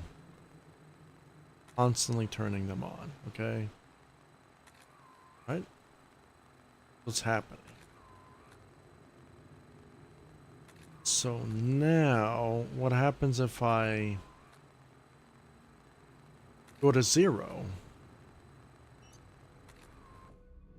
So now, this is where I don't trust trials, so I have to literally grab a HUD menu. Primarily that, and just test here. Let's see what the hell's going on, because I can't see this value change.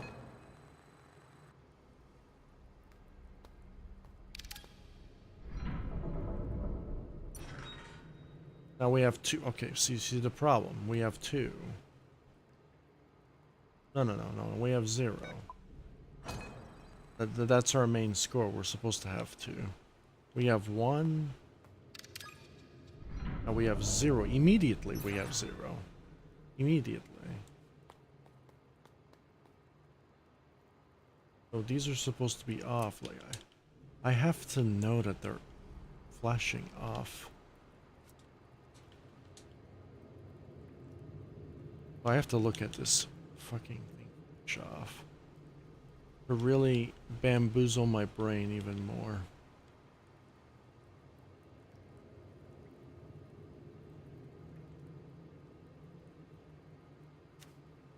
Oh, now we're gonna see what's actually going on here.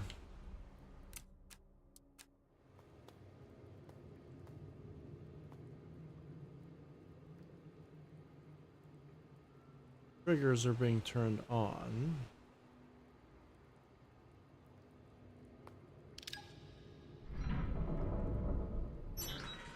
It's on.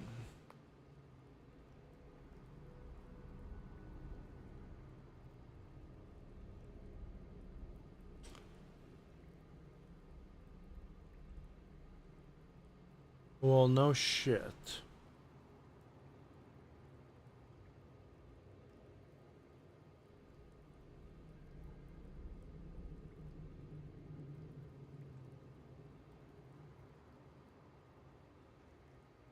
Oh, why is that number being changed? Why is that number being changed? That's the problem. Why is that? We're not changing that number. Something is changing that number.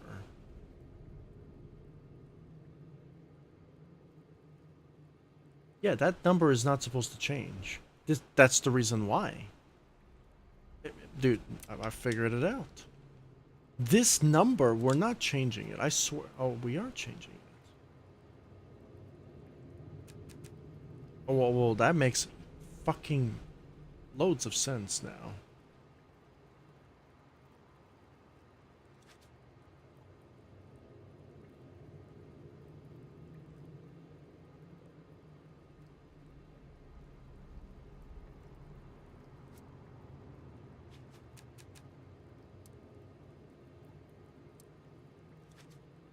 Well, that makes a shitload of sense. I don't know what the fuck I was doing there.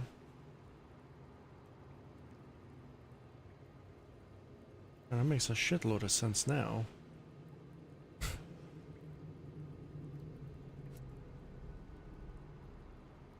Charles doesn't get brownie points for this one, I'll tell you that. Something that's actually fucking my mistake, actually. Still deleted 5 of my damn maps. Still has lag stutters.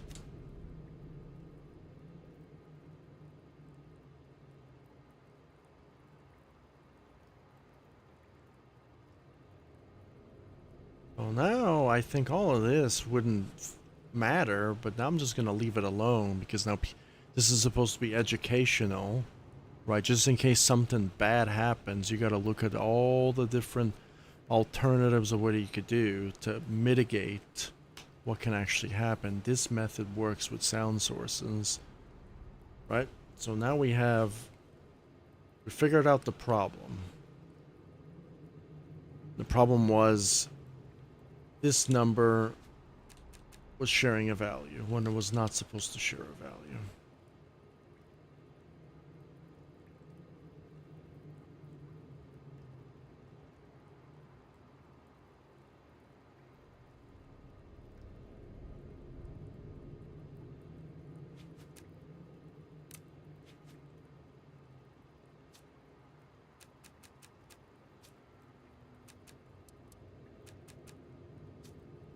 You see, like I'm constantly testing my map over and over and over again until it works, right? If Trials Rising, the creators of this program, Red Links, Ubisoft, whatever the fuck company made it, if they did the same work I did, we wouldn't have the fucking save issues. I wouldn't have the drama with this community. I wouldn't got the death threats. I wouldn't have, and none of that shit would have happened because they took the time to play test their games, make sure they're working properly, then they ship the games. That stuff was not done. They just shipped the game broken and they try to fix it later and they failed really badly.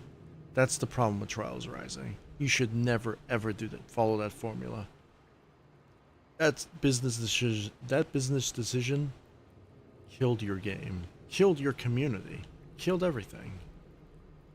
That's how you just ruin something, is by missing those steps and being lazy. Maybe because some higher executive said so. Oh, fuck him. You know what I mean? Why are you gonna jeopardize? Oh, you're gonna lose your job. Great. What's the point of fucking sue his ass then? Like, these executives or whatever, they're the ones who destroyed the fucking game, and they probably profited off all the fucking sales from the game, and they fucking just left the employers to suffer while the executives take all the money and leave. It's fucking such a terrible way to handle a business, to be honest. Just fucking greed, not giving a shit about the actual game itself, saying fuck the community, fuck its players, and making something completely broken. And it's a shame, you know. And then I'm over here, probably one of the users still left, making stuff, and actually still trying to make what I love. I'm bamboozled right now.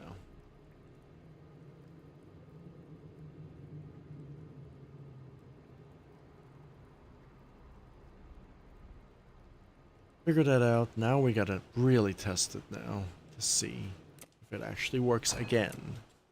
Even though I think it is gonna work this time. We have one MMO disc. We have no MMO discs. Green. Now it doesn't work. So now we don't have, so the reason why the 5th dimension switch script is working is because now the other two switches, if I never put the dimension script there, meaning that all 3 switches will be there, and I'll just activate the same switches again. Now only the 2 other switches are working. Now I have to get an MMO this to come back. Now I can pick either left or right. Now you have multiple routes now. You can have multiple routes now. So now you can choose either one of these 3. You can choose A, B, or C. Sometimes you can go for C. Sometimes you can go for A, sometimes you can go for B. But if you want to go for C first, you can instead of A, or instead of B, instead of A, instead of C, instead of... You know what I'm saying? So you have 3 different alternate choices, and you can keep swapping between whatever choice you want to pick. It doesn't matter what console you pick, because there's already a script already saying, and once you get all 3, it doesn't matter what order, it's going to trigger something else. So now, depending on the number of keys you have, which is only 3, anything less than 1, the triggers will not work. You have to have at least 1 for any of the triggers to work. And the reason why the top script wasn't working, because for whatever reason, I decided to pair the same number value to compare with the other same number value. So it was it was supposed to work at 1, so we were just saying 0. So that's why the triggers kept working, because it was supposed to, it was designed that way, and I forgot that I connected it to another thing. I think I was trying to do something else, and then I forgot. Sometimes it's your fault. Sometimes just that little thing that's off, that little tiny piece of code that's off, jeopardizes the entire fucking thing. And you just gotta find it, that small little thing, and then next thing you know, it works again. You know, it's the same thing with the saving issue. You know, I bet you if they made the code open source for the community would fix the saving issue. The community would fix the lag stutters. They would fix all of that. They would even mod the game where you can like customize HUDs, put them on any side of the... even make your own custom HUDs. I understand why they don't do the code open source, because then people will fucking hack the game like assholes and try to steal people's models and shit like that.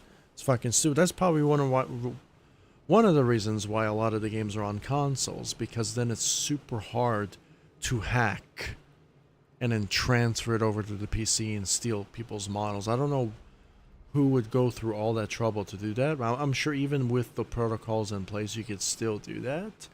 And it makes it really, really super tediously bad that it's not even worth going through all that trouble just to do that. I'm guessing there's some nefarious people who just don't give a shit, I guess, right? And that's the reason why I think Nintendo is so protective of their work, even though they're just overkilling it at that point, where even if somebody makes something, even just like 2% of their game, they just go ultra overkill mode, and then people just think that Nintendo's just a bunch of fucking bullies. You know, same thing with the emulation and shit like that. I'm guessing the reason why Nintendo's coming after emulators is because Nintendo is planning to launch a fucking emulation version of their own stuff, like a paid live streaming service on the Nintendo Switch 2. That's the only reason I'm thinking, because if Nintendo Switch 2 comes out and there's no fucking live service, now I'm even more confused on why Nintendo went after emulators. Now it makes no sense. Like, it doesn't add up.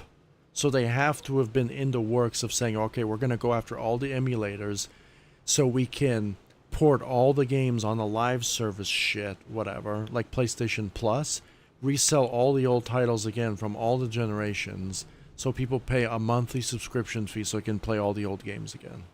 Which is a great business decision, and it kind of brings back all the old titles again in a scummy type of way, because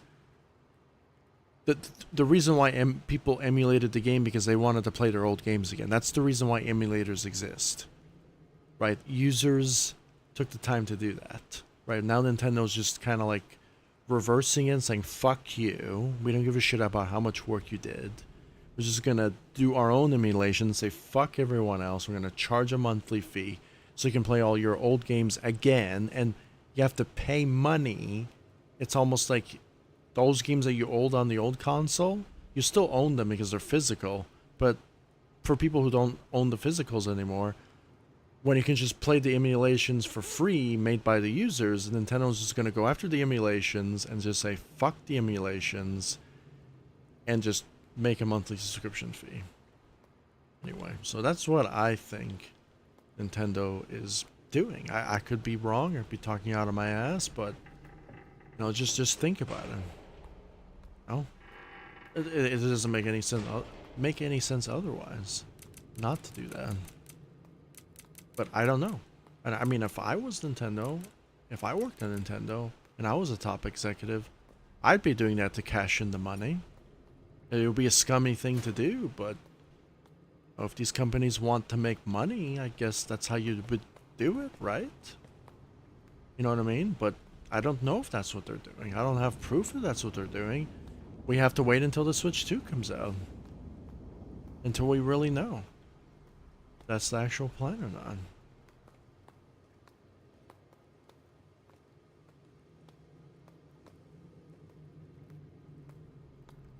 So right now, it doesn't matter what Switch we hit. There. Now it doesn't matter if we hit this one, because we have to get the other MMO disc, which we cannot because it's locked behind the door. So we have to go to the computer, unlock the door, so we can actually do that right now. Since this is going to be the last part of the stream, because I'm really tired and I want to go to bed. So now we're going to watch an entire movie.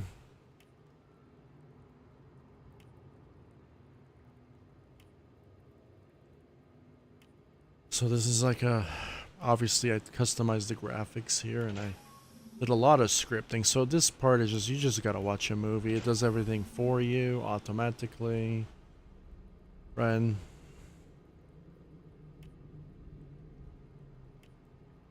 Can't skip the movie either.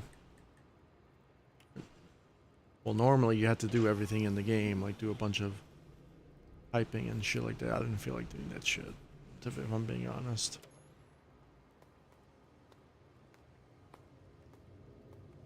So you just watch a movie, it's a lot more easier. You can go upstairs because the locks are in disengaged. So what's going to happen here is the doors, that one of the lab doors down there is going to be locked via the computer, right? Same thing with this door. So now you can go inside this door, you can watch a projector.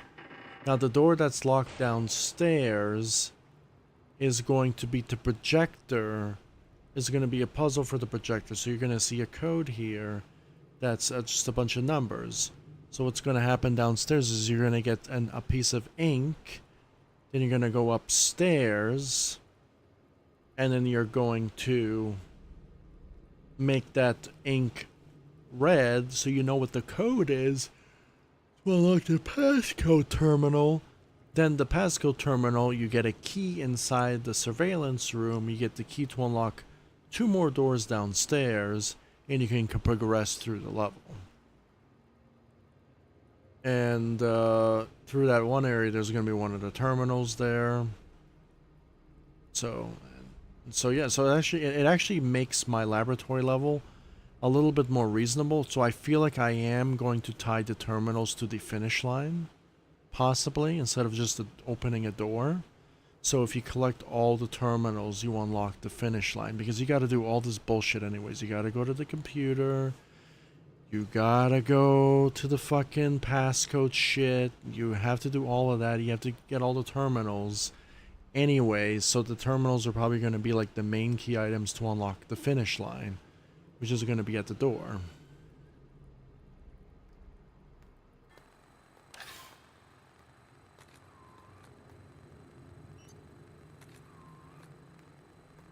That's what's going to be it. We're going to see if this works again. What the fuck? How did I fix this?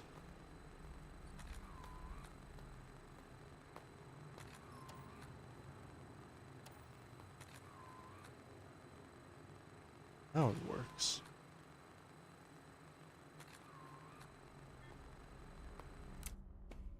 Well, it's not available at the start.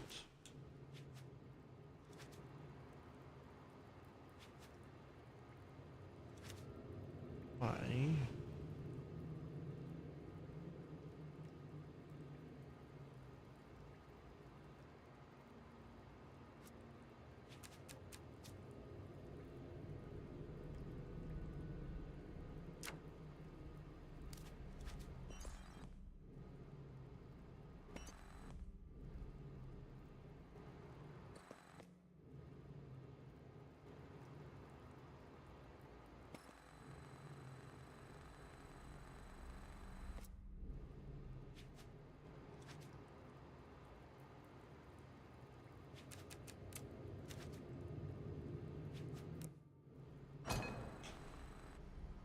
Pasco terminal doesn't work right away, which is kind of annoying actually.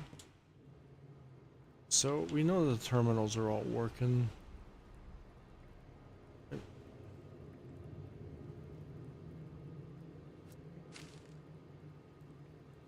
Gonna leave that there. We're gonna do most of the scripting actually here right now. We're gonna do a lot of the scripting actually here.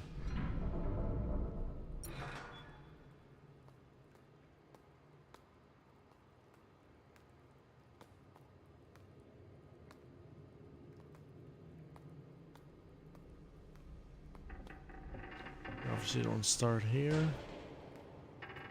Pull a shotgun and get stuck in the door.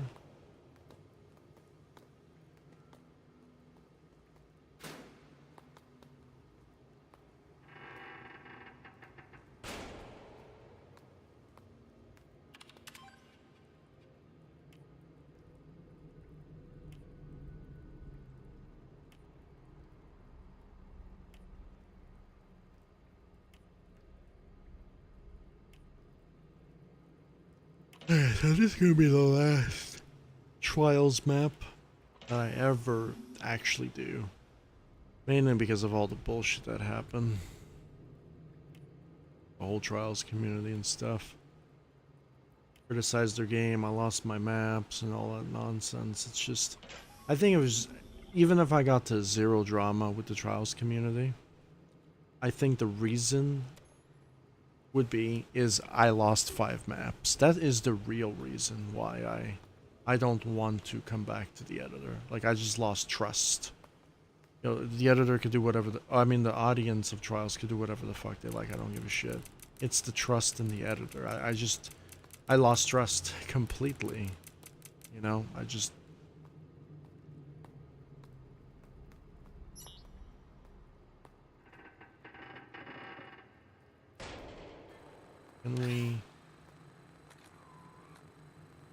Can off the bat. Can we do it again right off the bat? Yep.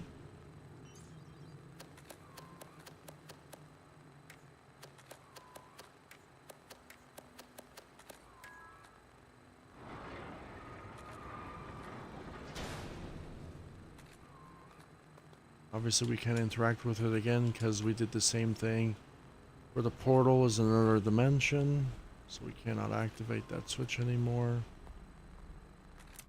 So we fixed the terminal with a little bit of a workaround. Oh, I fixed it, of course. And I'm just gonna call this start, because it's not just sounds.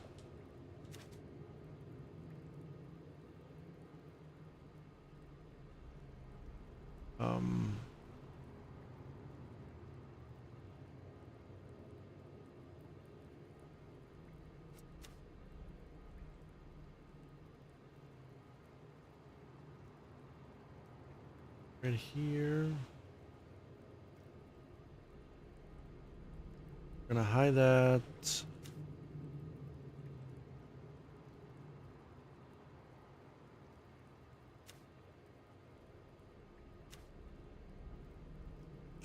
We're also going to make something visible.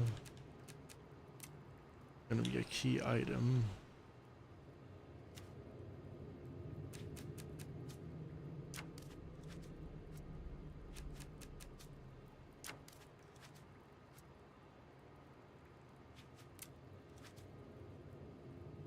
That, boom, boom, boom. We don't need this yet.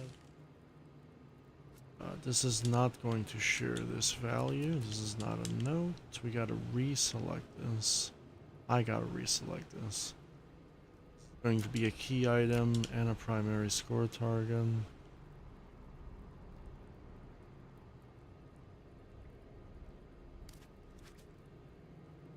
I'm actually going to they do not decrease values.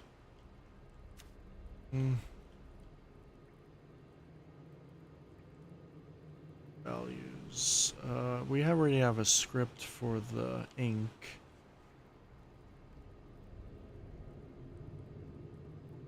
It's here.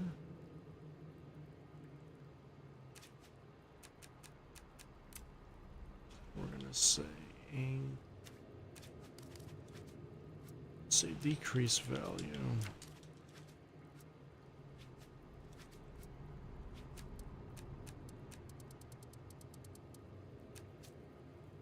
Going to decrease the value of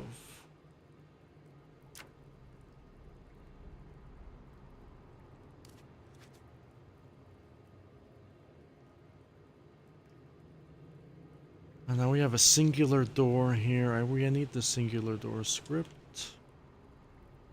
Locking script to open some doors.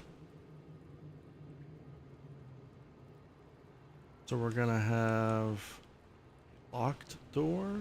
We're gonna have an open door. I have that.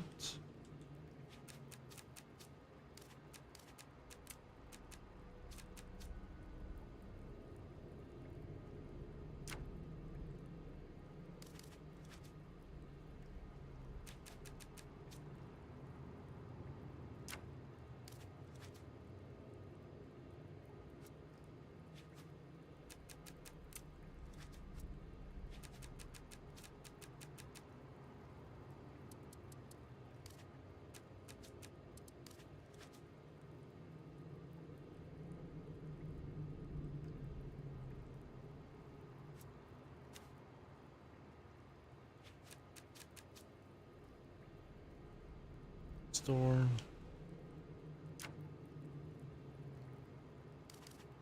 Gonna have it on for now just to test.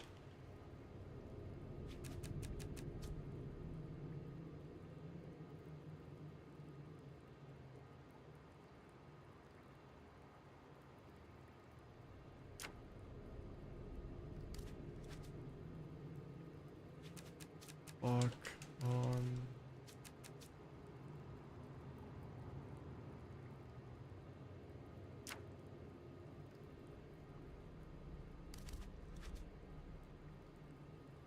So when we activate the computer,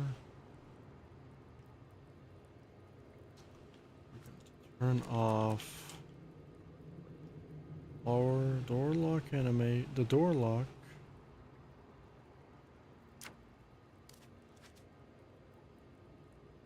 On store.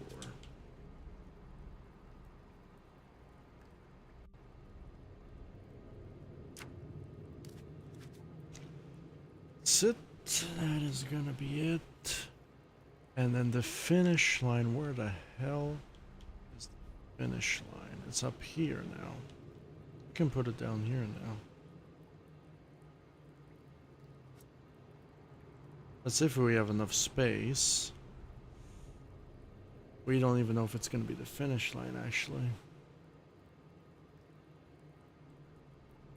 It all depends how much space we have, of course.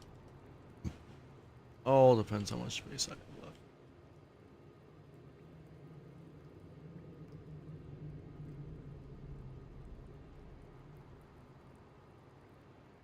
Increase to 1 anyway. That's about it.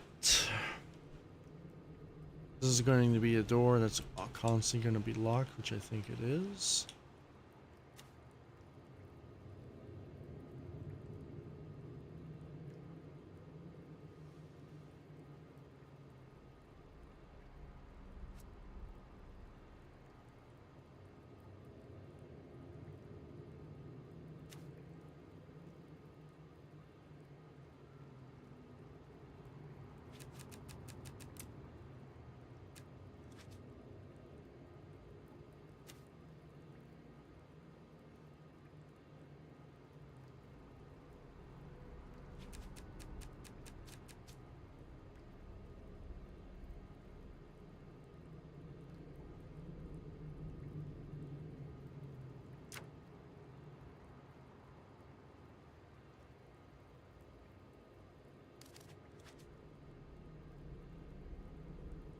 So I'm becoming super complicated again. Okay. Now we got to test. So, everything's working. Finally again, we fixed the combo lock. Starting trigger. It's the computer, we fixed that, we fixed the terminals. We gotta find out the terminals and stuff. I actually don't feel like fucking watching the computer shit again. But we're gonna do it anyway. This is the ink.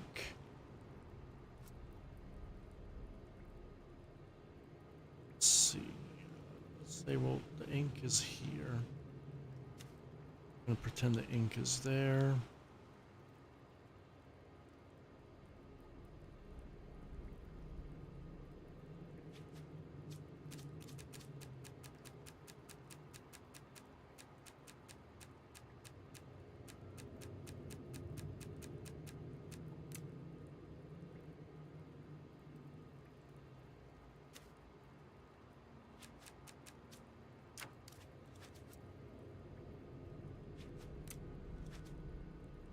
So this is going to turn on an ink trigger.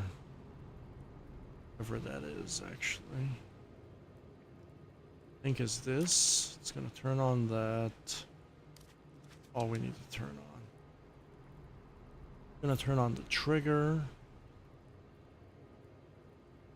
I'm going to turn on the ink file in the movie just to reveal the code. So you know what the code is to type in for the fucking terminal. That's actually optional. You don't even have to do that. So once you pick up the ink, it's going to count towards a score value, right? So you need to pick up the ink if you want to get the diamond medal of the map, which counts as an item. But after that, you don't have to put the ink thing in there. But you know what? I'm going to make it anyways. I'm going to make it to where you get something in return for doing all of that anyway. Like mandatory to make it the ink thing anyway.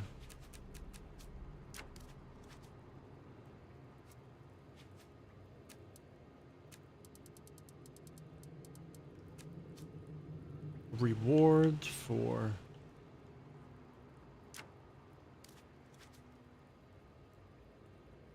option anymore. And that's only for people who want to get perfection, collect everything. Of course, just like any game you play, there's going to be the 100% completion or just the regular completion. So you can just regular complete the map, don't give a shit about all the extra stuff, or you can get 100% completion and find the scavenger hunt that I make you go on. The wild goose chase, finding everything in the level, solving all the puzzles, all of that stuff. So maybe getting all the passcode terminals, probably going to be optional as well, actually. I'm probably not going to, you're probably not going to unlock anything from that. Yep, I think it's just going to be optional as well.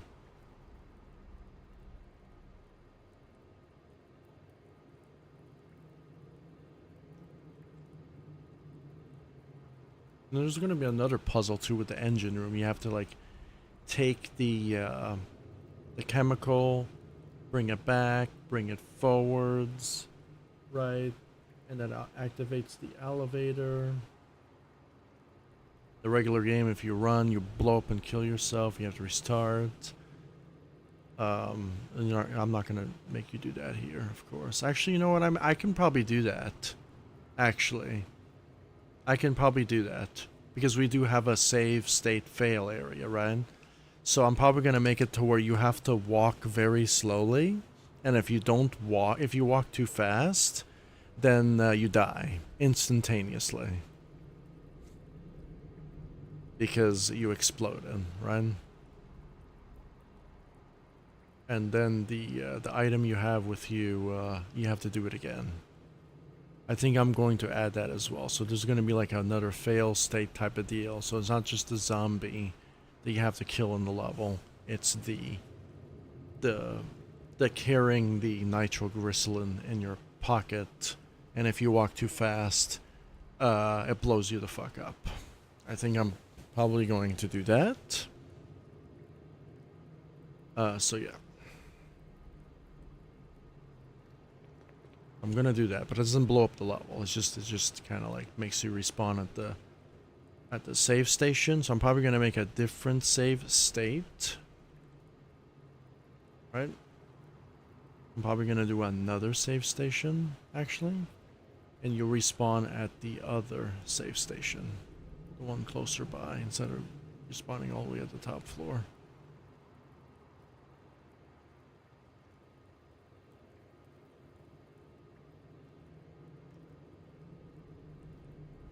And then and there's going to be an option too, right? So if you don't save at the save station, you won't you'll just respawn at the top floor, and then you can take both ink ribbons and save at the save station, both at the top floor, and save screw the one in the bottom. So there's like so many different options, but I force it to you have to use both save stations, because if you save it at the one on the bottom versus the one on the top, I don't know. Bit tricky. You can kind of like break the game that way. You take the ink ribbons, and but I'll make it to where the ink ribbon doesn't work for the one on the top, I think. Who knows? I'll have to test that out.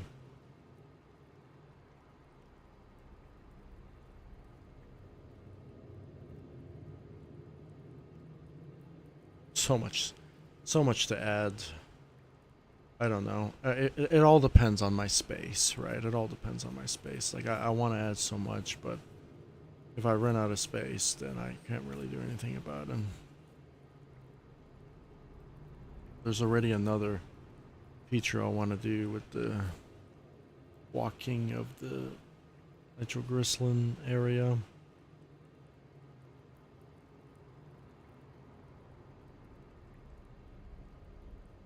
But you have to get the capsule first. So I'm thinking I'm just going to make it to where you get the capsule, right?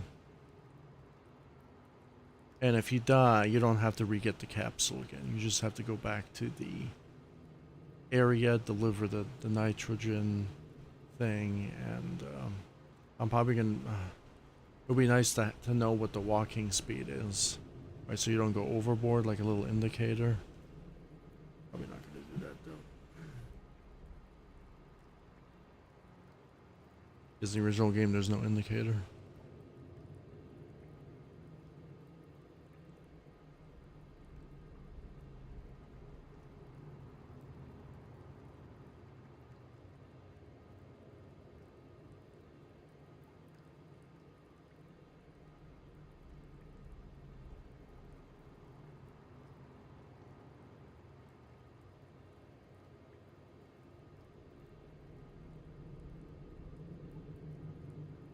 So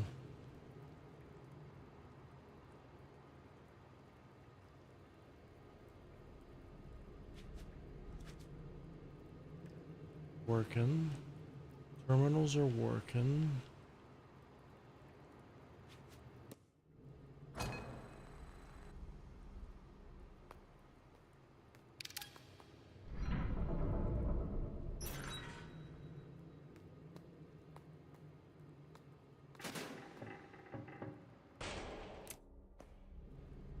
We're going to open it the other way.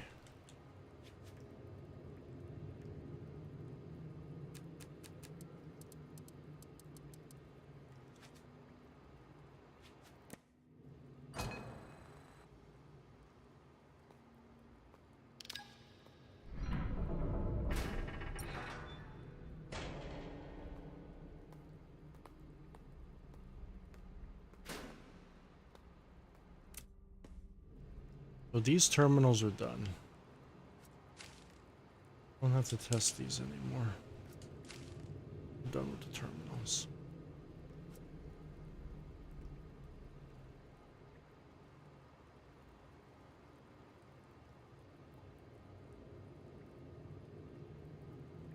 Done testing the terminals.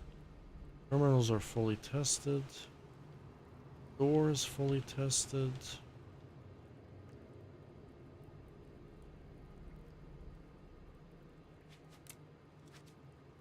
I gotta test out the other door. Okay.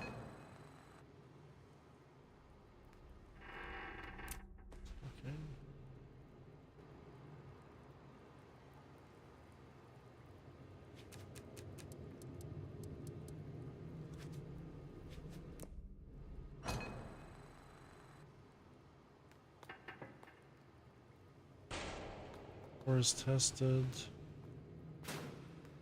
The door is locked. It's locked behind the computer gate.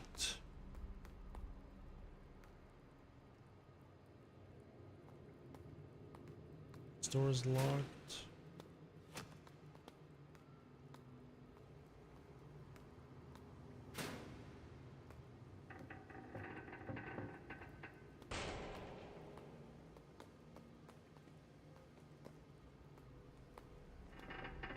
The room now.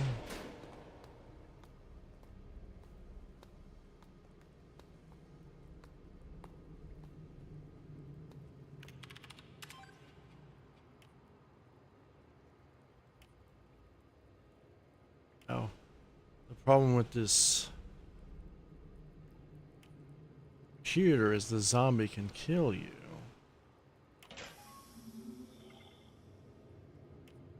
I'll test that after, actually.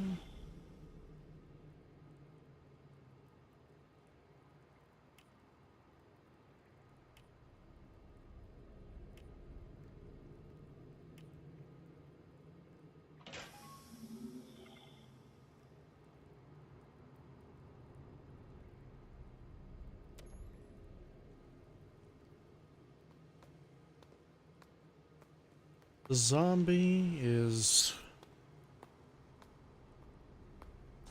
With the zombie, I will disable his movement speed, and then when you finish the computer, I will re-able your movement speed.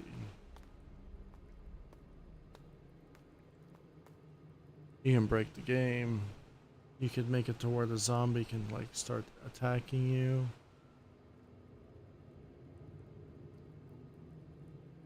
So you know what I'm gonna do? I'm gonna say the computer is not gonna work until you kill the zombie. That's what I'm gonna do. So people won't break the game.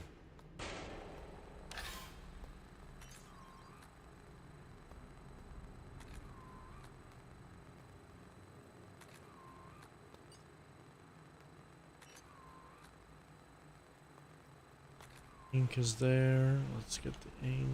Nope.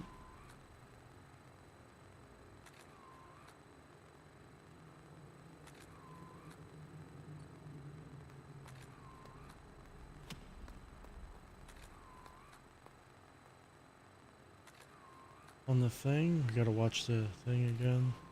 So I already put the ink there.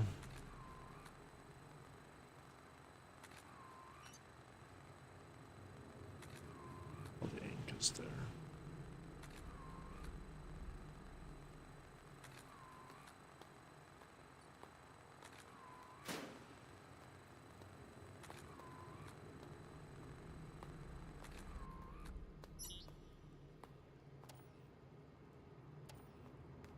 Discs. Actually, there's another MMO disc in here.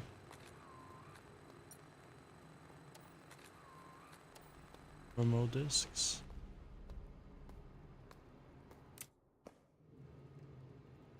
Zombie, the computer.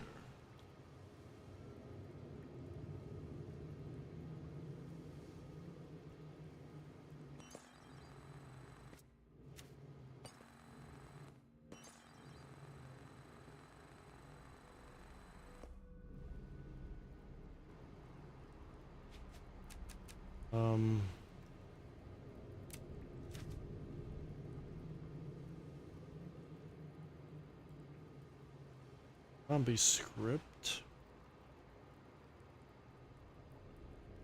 Zombie script at.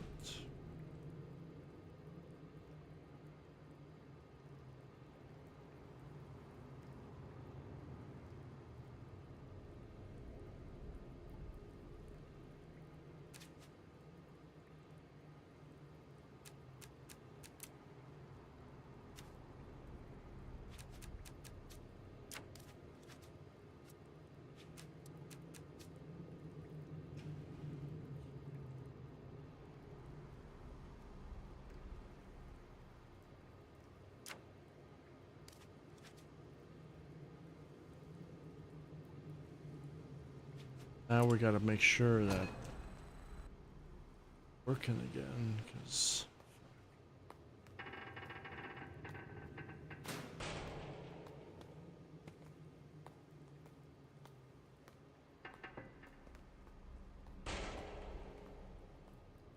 now we cannot activate it. Oh, we can, right?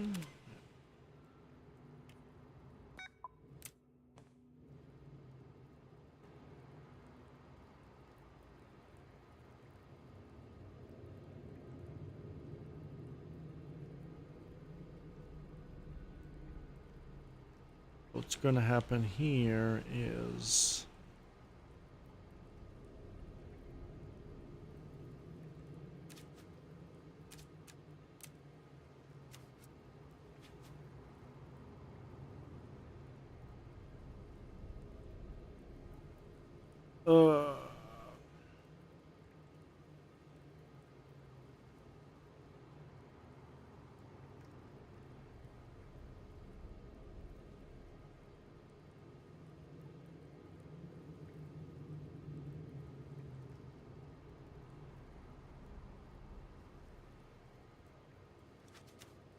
there's a different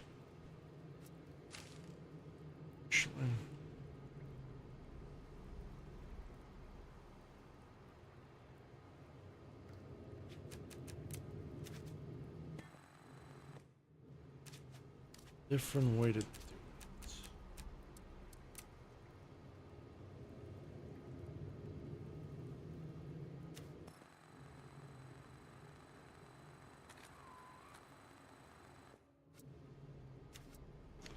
And that way is this way.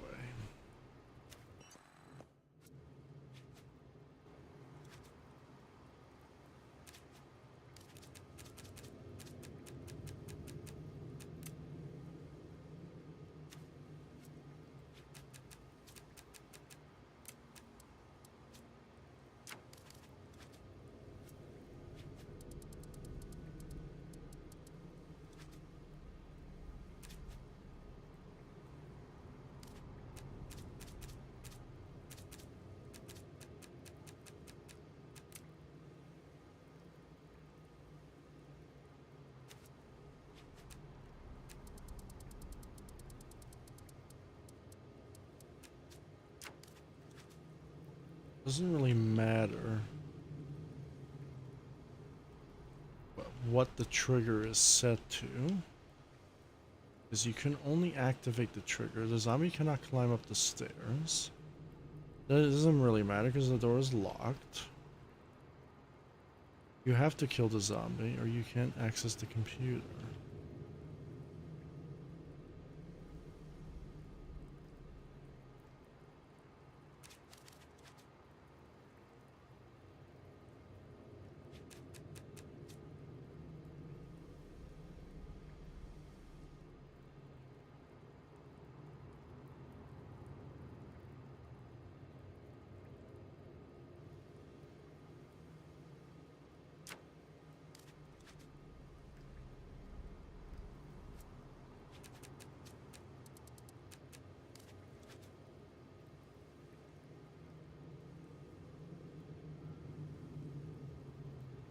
Maybe give you an indication that the computer's off, maybe.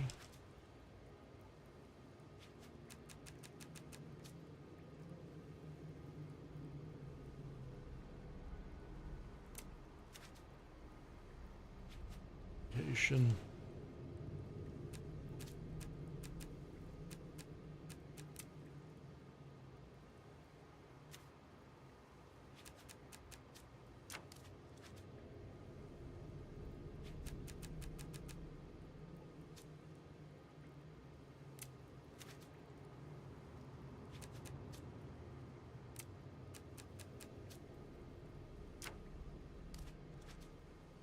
Now the computer's actually off. You know that it's off. You kill the zombie, the computer's gonna turn on again. Gonna give you like a visual representation of what's going on.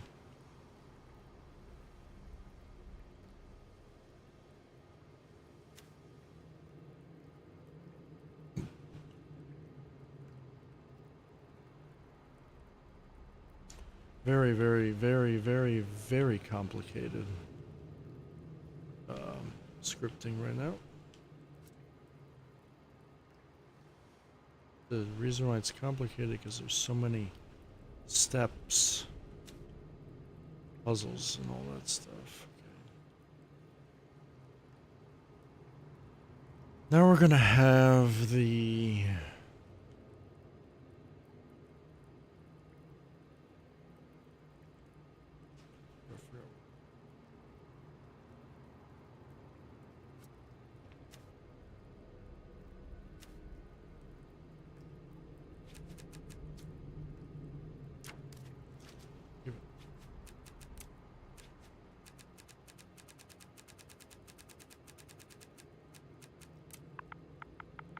$117.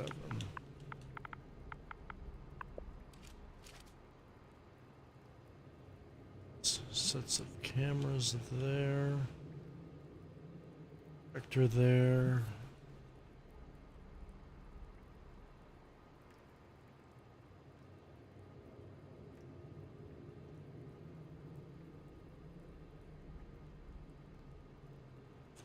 Puzzles there, puzzles there. Eyes there, puzzles there.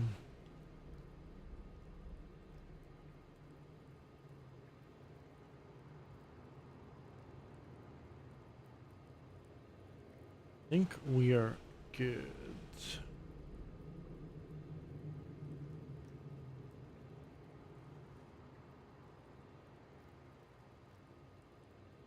Very nicely.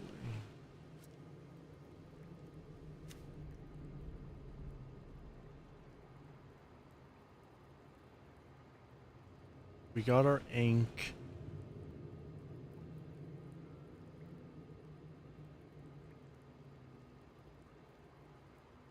Check the save station. I don't even want to do the save station.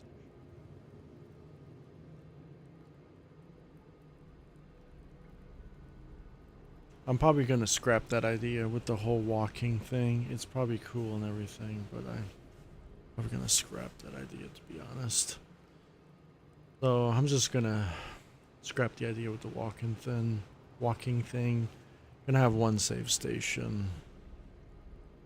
Gonna have a second one where I'm not gonna make it so you save or anything.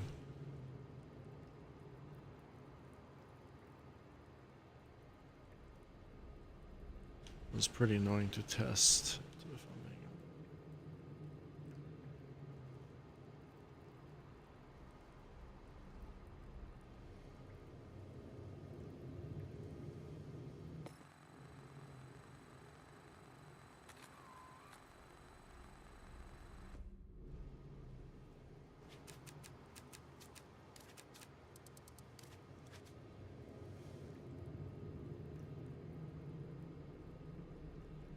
One point there.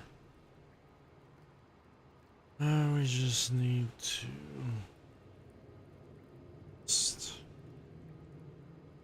that part's done, that part's done. I'll add it in. The 3 separate locks are all done. They're all scripted. think is scripted. The only thing I need to do now is make the hub menus, make the hub actuals visible and hidden on the table, hidden, visible and hidden, and that's it. And that's all. Script is already done. Now you kind of like have to do it because you get a point. Doors, I think I've already done the doors already. Yep.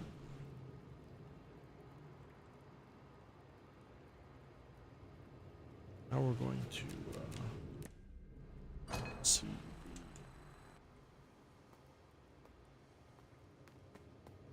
the elevator now. I mean the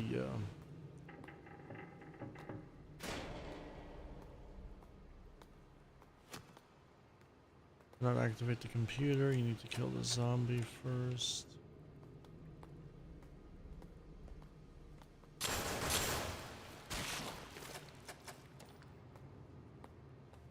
Now we can activate the computer. Boom.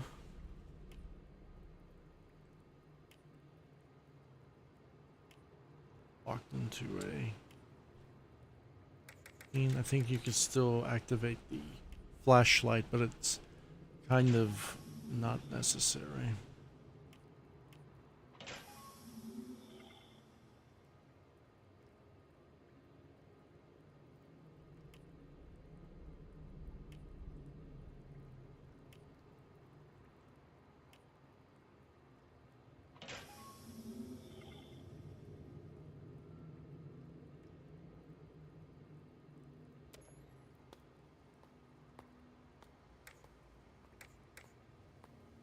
Oh, the doors should be unlocked now.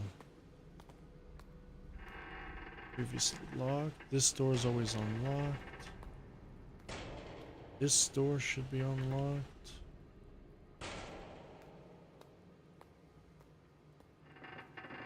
We don't even start down here anyway, so these doors are not going to be open towards you.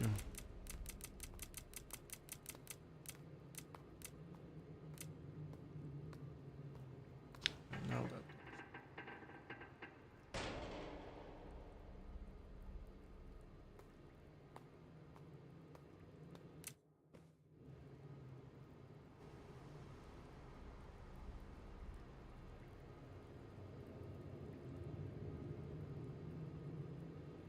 there, locked there.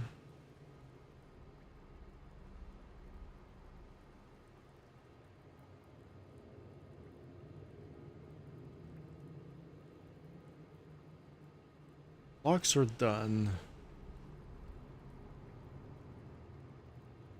Station, right?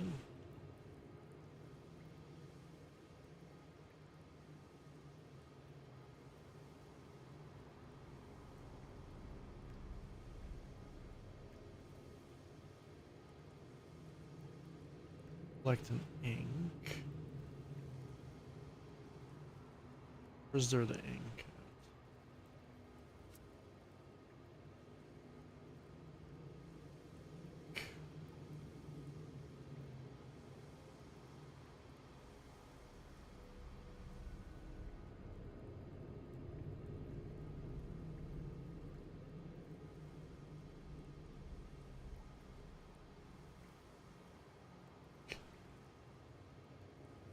They'll probably...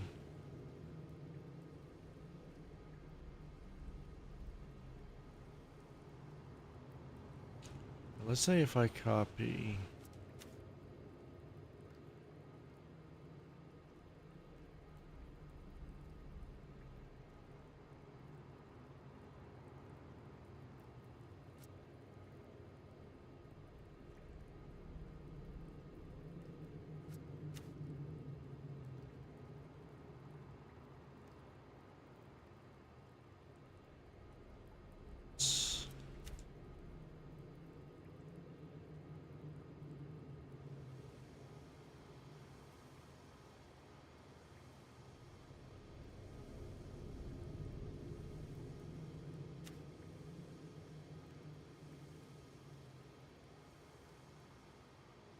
I'm just curious now. I'm super curious.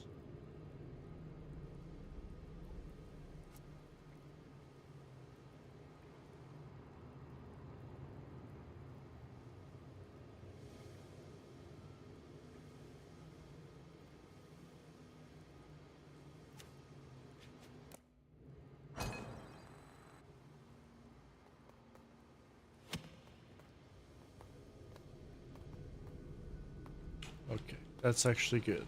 That's actually really good. Really, really good, actually. Very, very good, actually. Very, very good. Second typewriter, or whatever.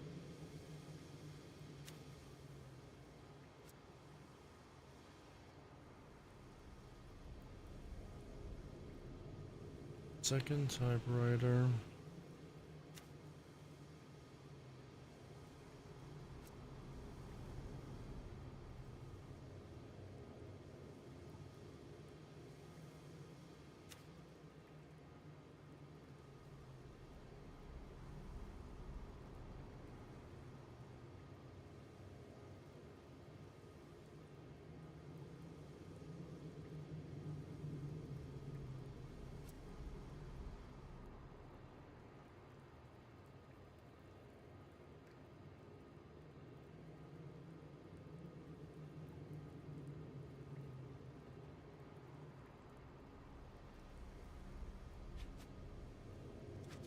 Off.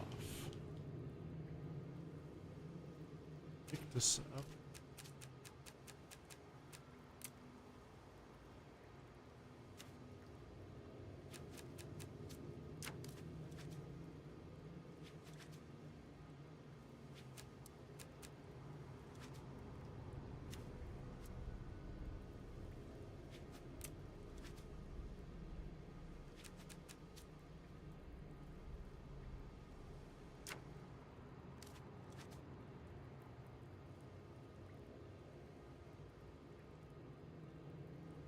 This typewriter.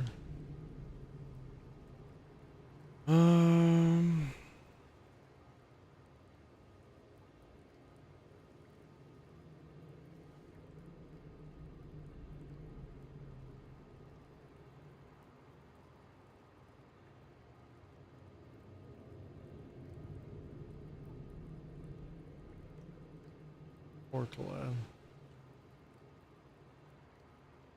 Active portal 0.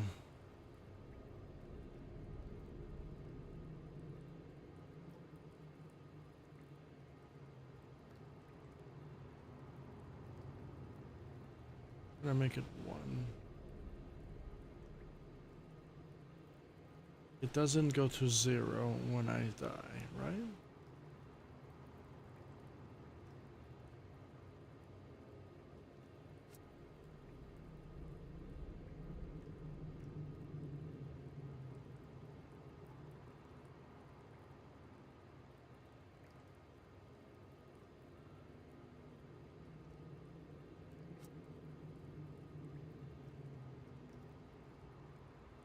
It's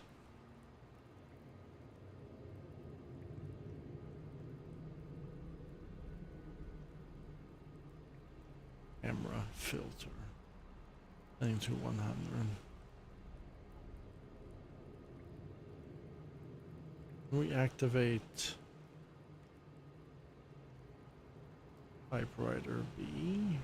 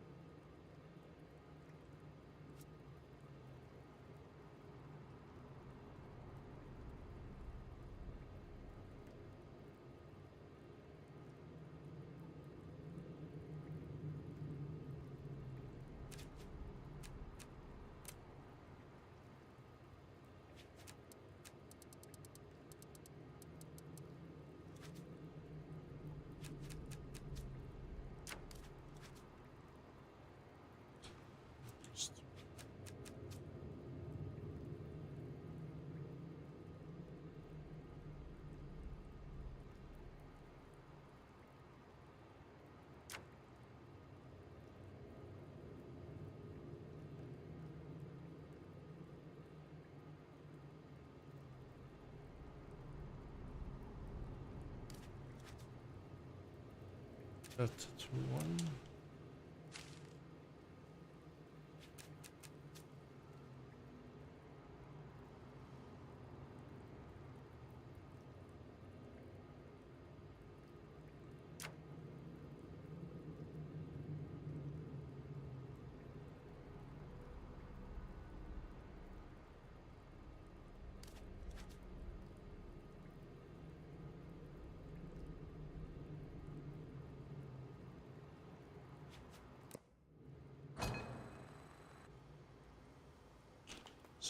Wait, this one.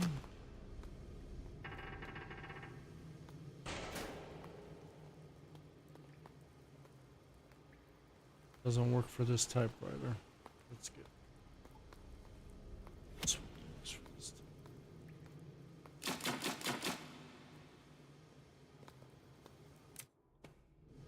Now this is where it gets interesting. If the player decides to somehow break the game and say, you know what, I want to don't save here and save for that, it doesn't really matter.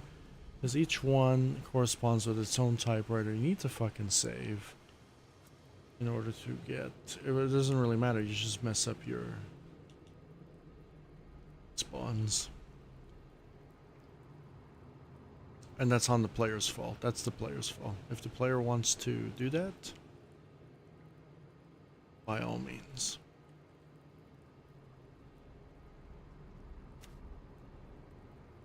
Up to the player.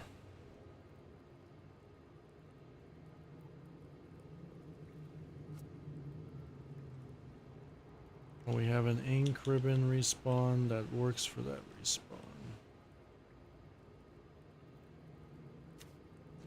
So that's already done. That's doesn't work. Two respawn points now. For 2 save stations, and if I want to do an extra respawn point, then that's not going to be save station no more. That's going to be another. We can do respawn points without save points, right? But for this particular instance, we're going to do save points. And then we got to test the save points, of course.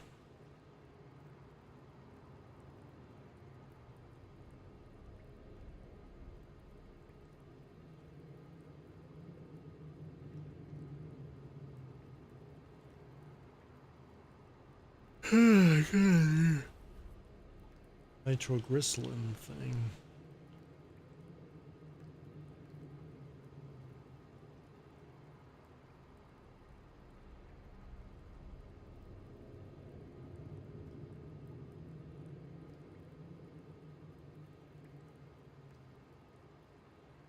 I'm gonna write a new script here.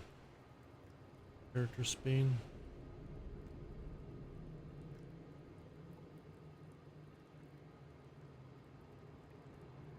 Actually, you know what?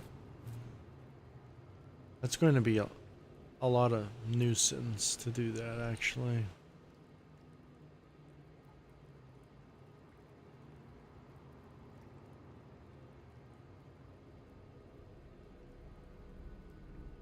Is there going to be a lot of nuisance? It is.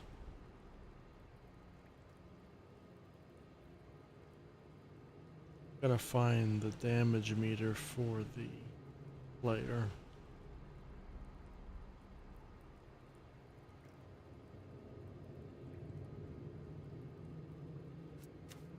Copy this thing.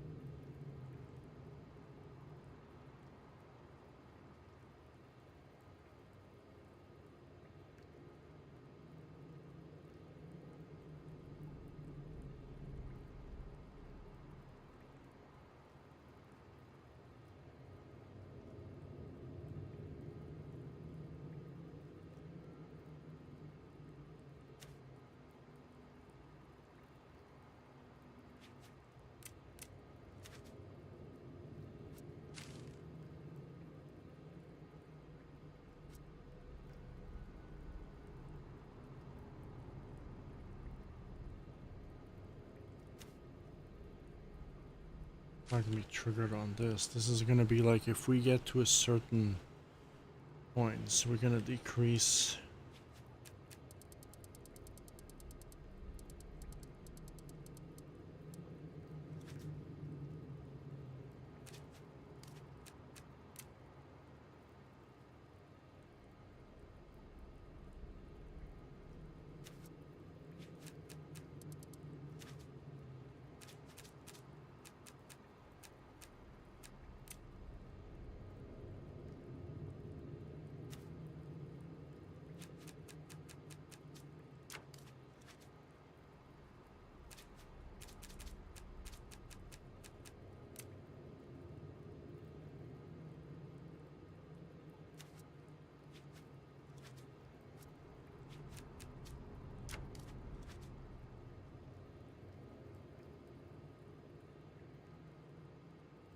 We gotta test out this player speed.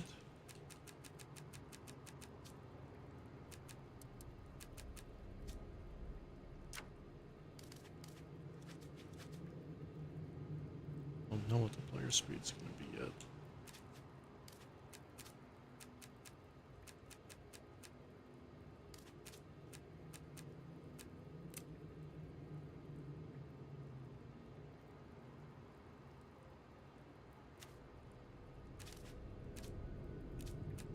Where the impulse splitter is gonna come in handy now.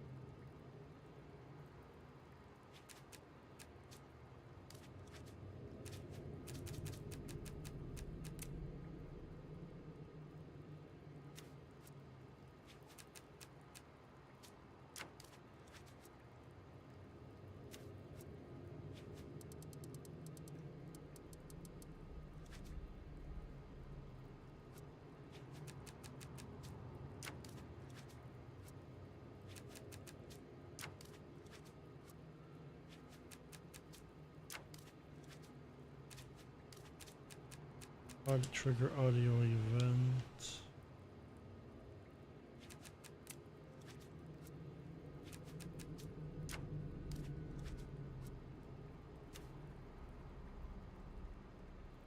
Game character speed, max impulses from. You don't know what the value is yet. It's hot, it looks like.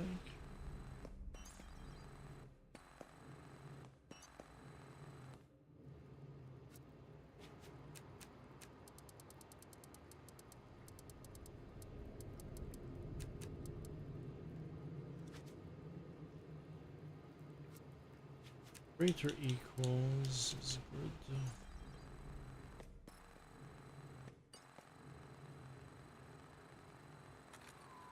Right, and then it's obviously going to be triggered by a specific event.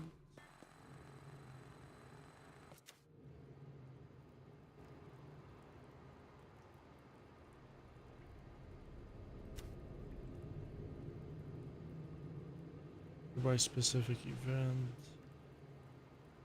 Just like that.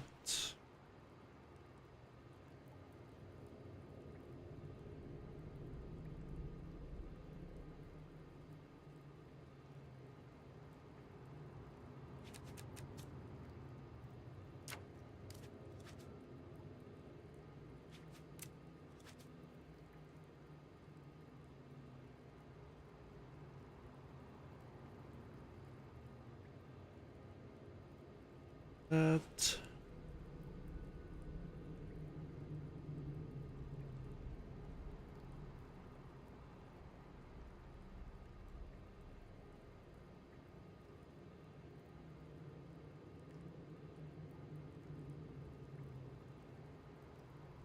Then when you die... Okay, so... do that.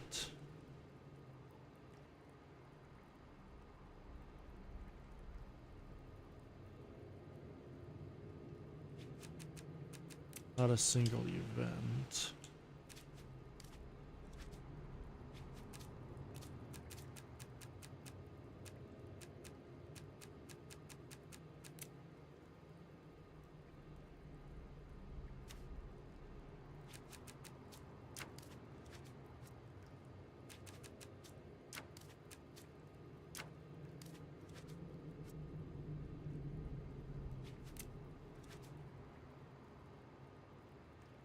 Boom, done.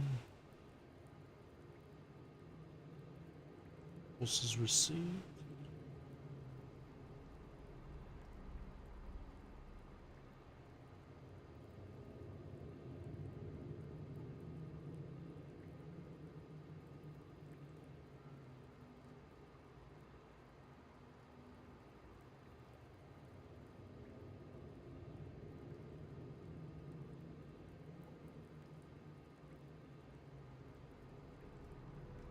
Doing walking speed.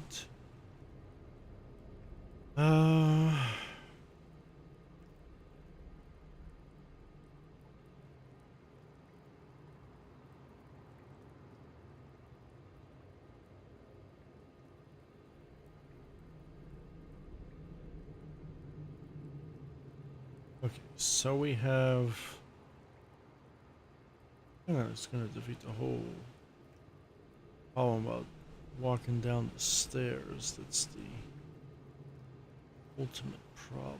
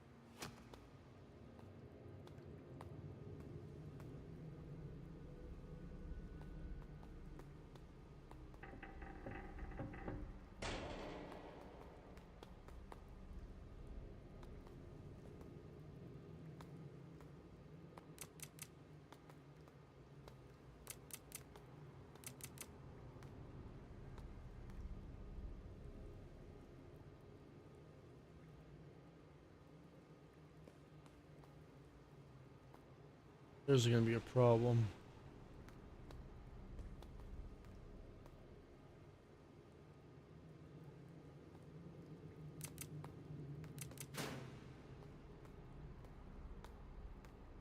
Our max speed is 5,000, and then we can boost to 10,000.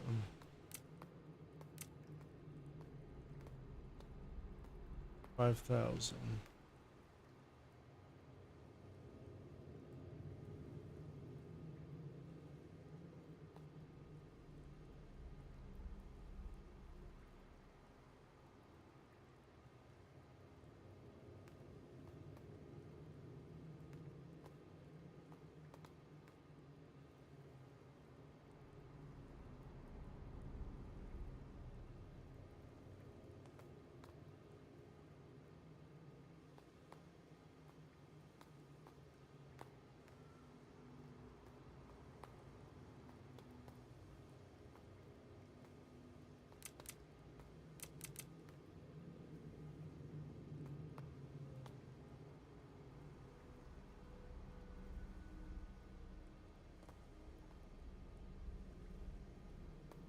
What is the number we got there? About 2,000 something.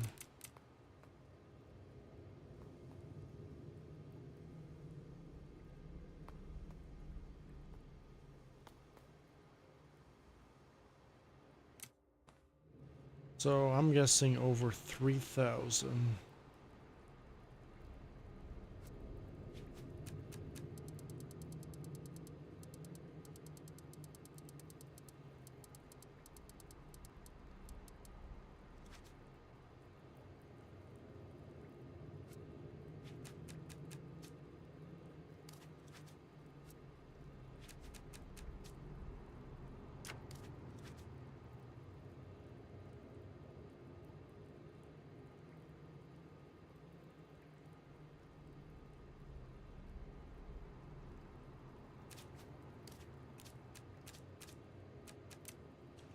And then in, I would say, 2 seconds.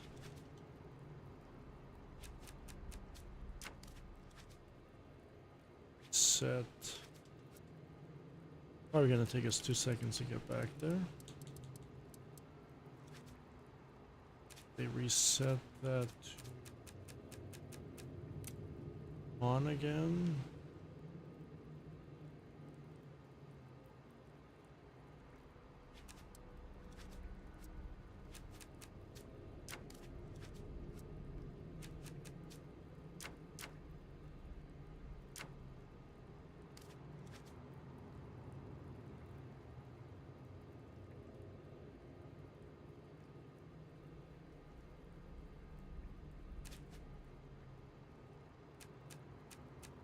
Not sure what it is going to be yet. It's either going to be visible or color change.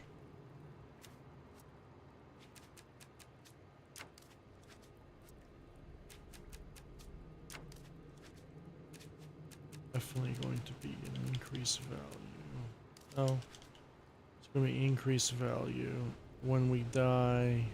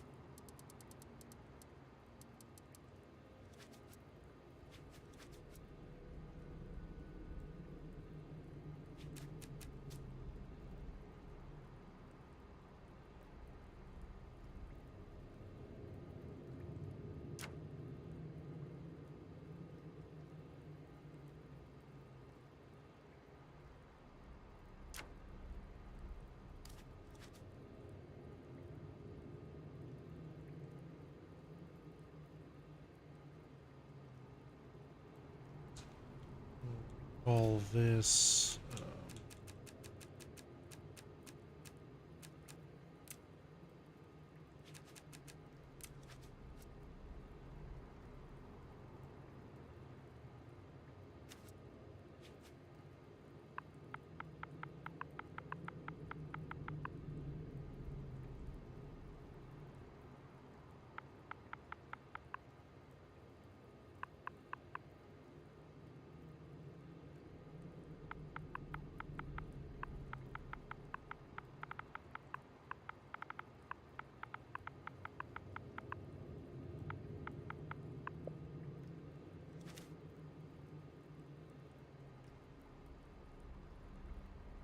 Gonna be fuel run. Obviously, when we get to our target, fuel run will stop.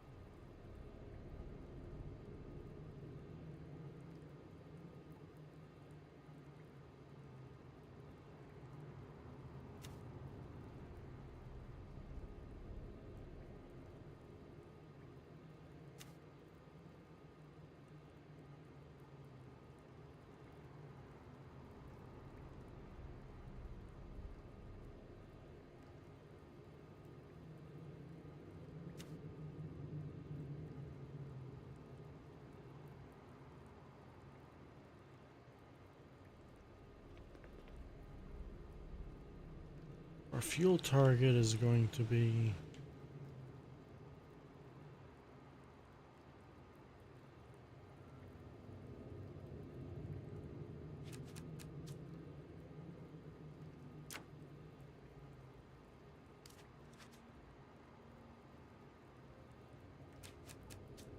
whole purpose of it. Once we get that going, this will get going.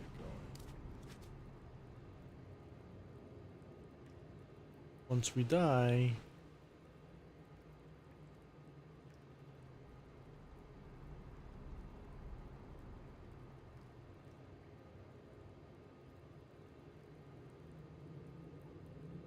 as we die, shut off.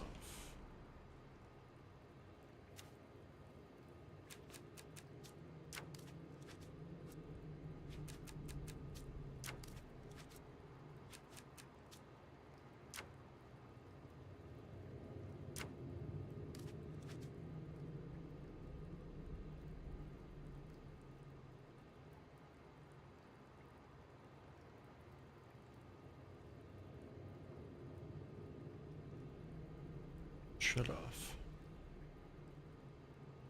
As soon as we get this. As soon as we get this.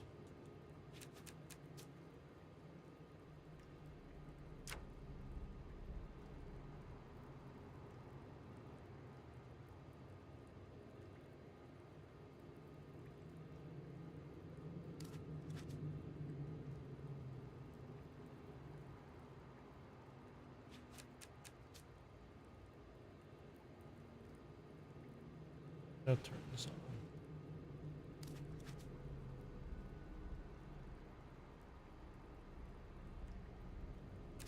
Then something else is going to turn on, of course.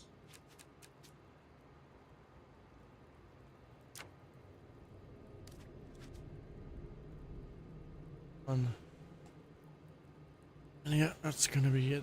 And we're gonna hide, or yes, we're going to hide, unhide,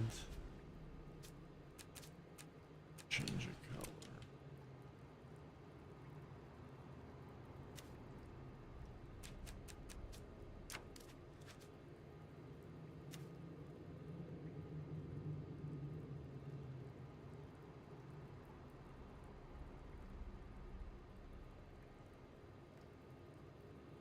Sorry.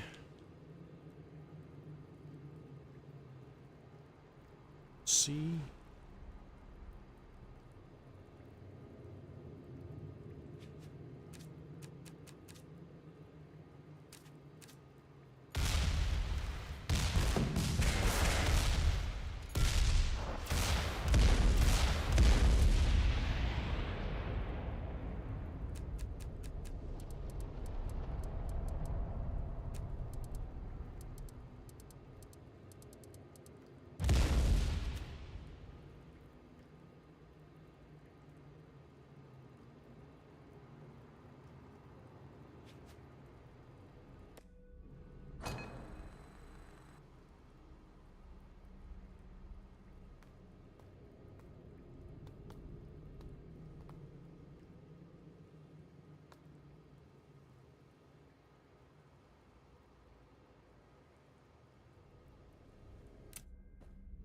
Gotta know it's on.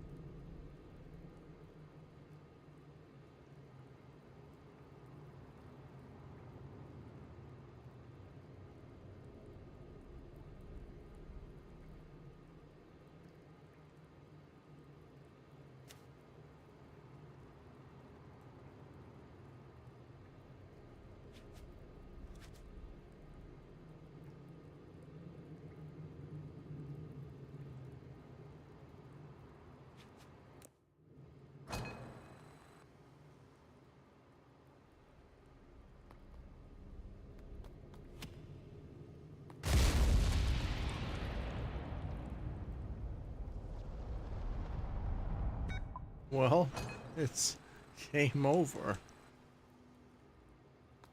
Gotta get that thing sorted.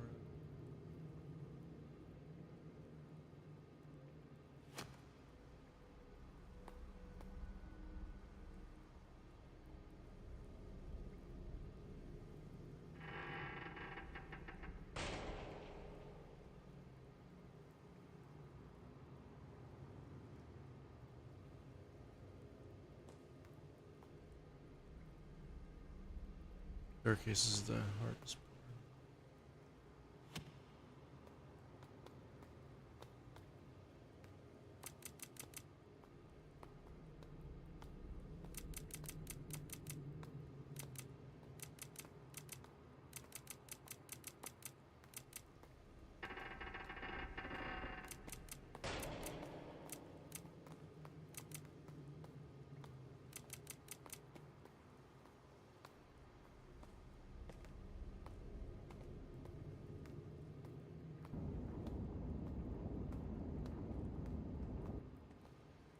I mean, I did the run. I did the bomb run.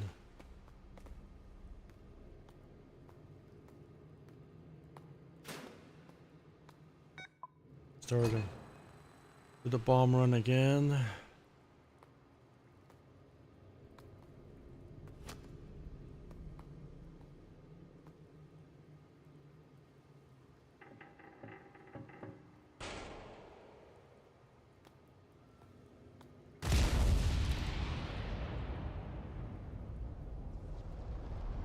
Yeah, that's gonna be the run killer already. Bomb run. We're gonna have to keep this actually. Keep all of this actually.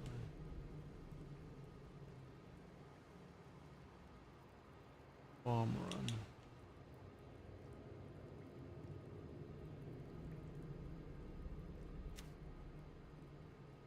This is the ending of the bomb run. This is the beginning of the bomb run. Actually starts here, actually. So it's actually nearby. But in order for the bomb run to begin...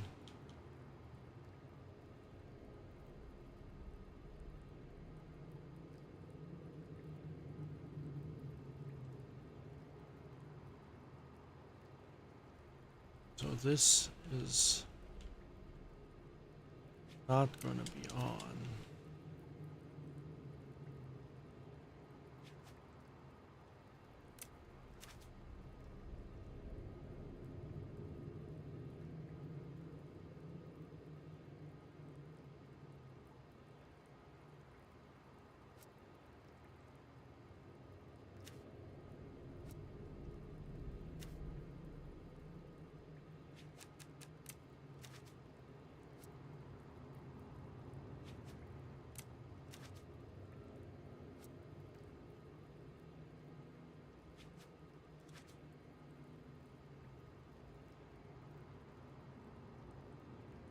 This is going to be one time.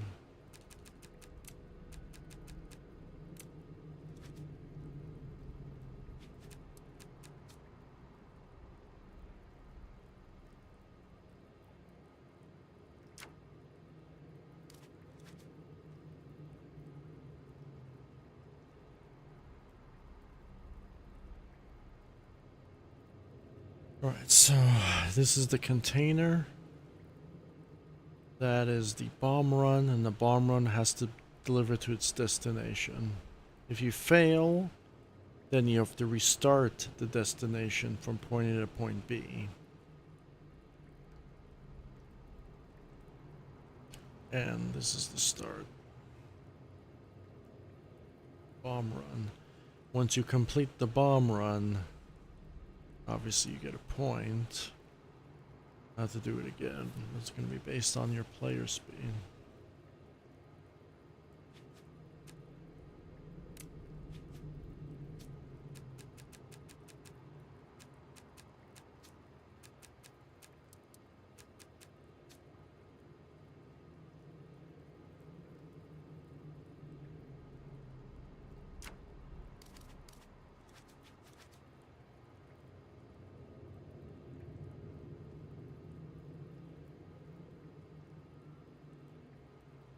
Now we have the bomb run, we have the save station, the new save station, and any other respawn points I could do.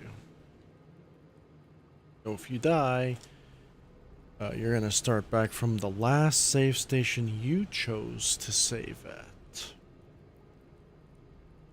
there's going to be a save station downstairs, so you don't have to start very far.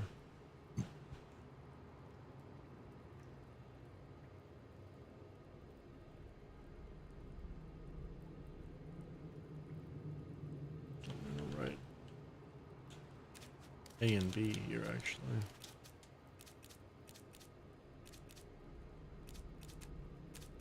Later.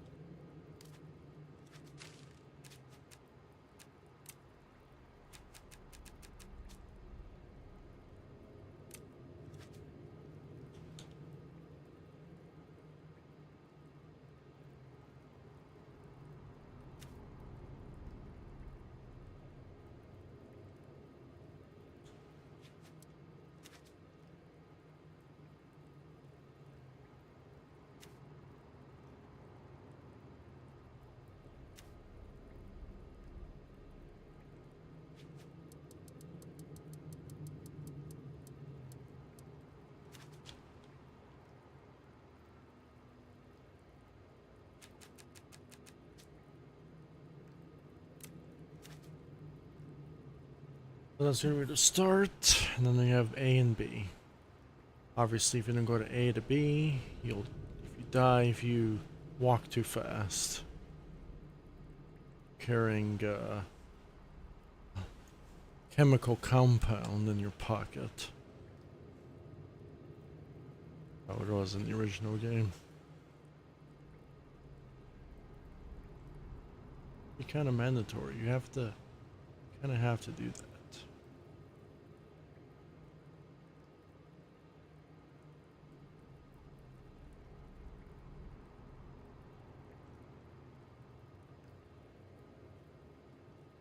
Hopefully it's mandatory.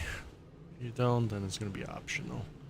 All depends how much space I have left, obviously. The hallway, the 2 bio rooms, the middle hallway, that room, that little hallway, that save room, the elevator, the engine room.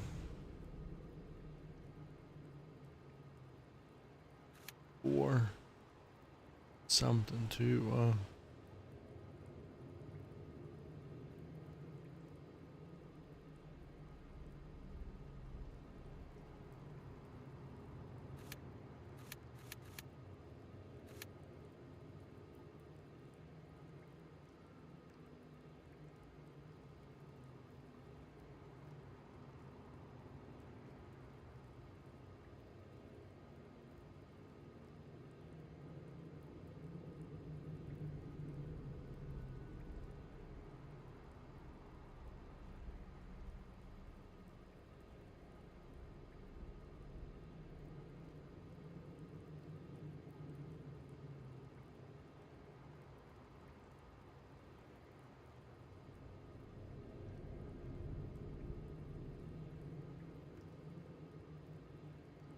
I don't know what to call this particular stream. It's definitely going to be another complex part of the map, scripting wise. I'll do the bio rooms another time. I don't feel like even doing the cameras.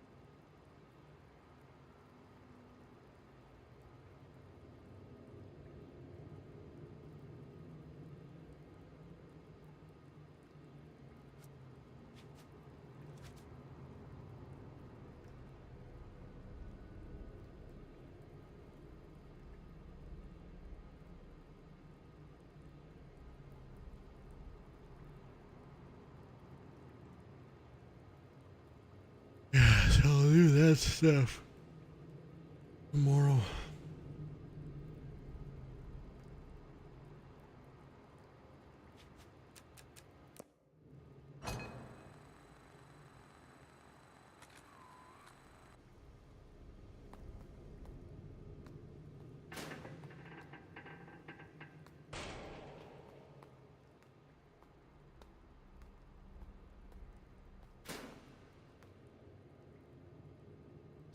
You know, I probably may just finish the cell area here, if I'm being honest.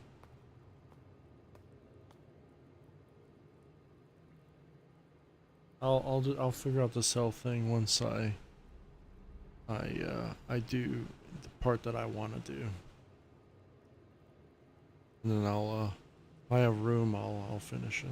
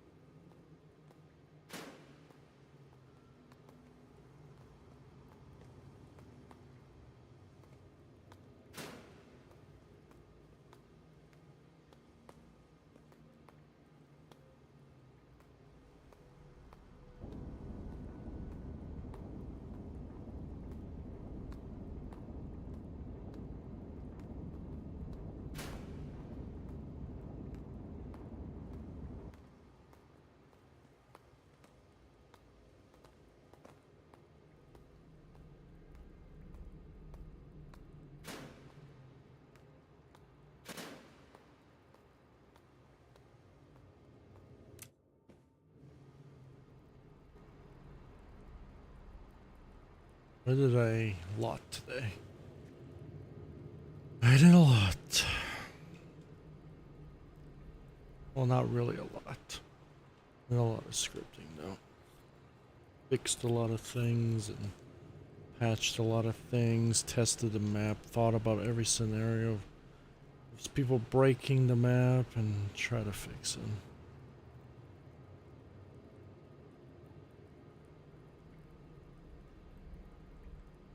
Build the rest of the levels. Test the fuel run, test the locks again.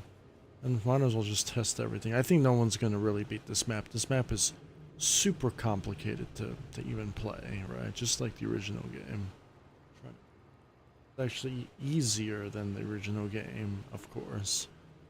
But very, very complicated level.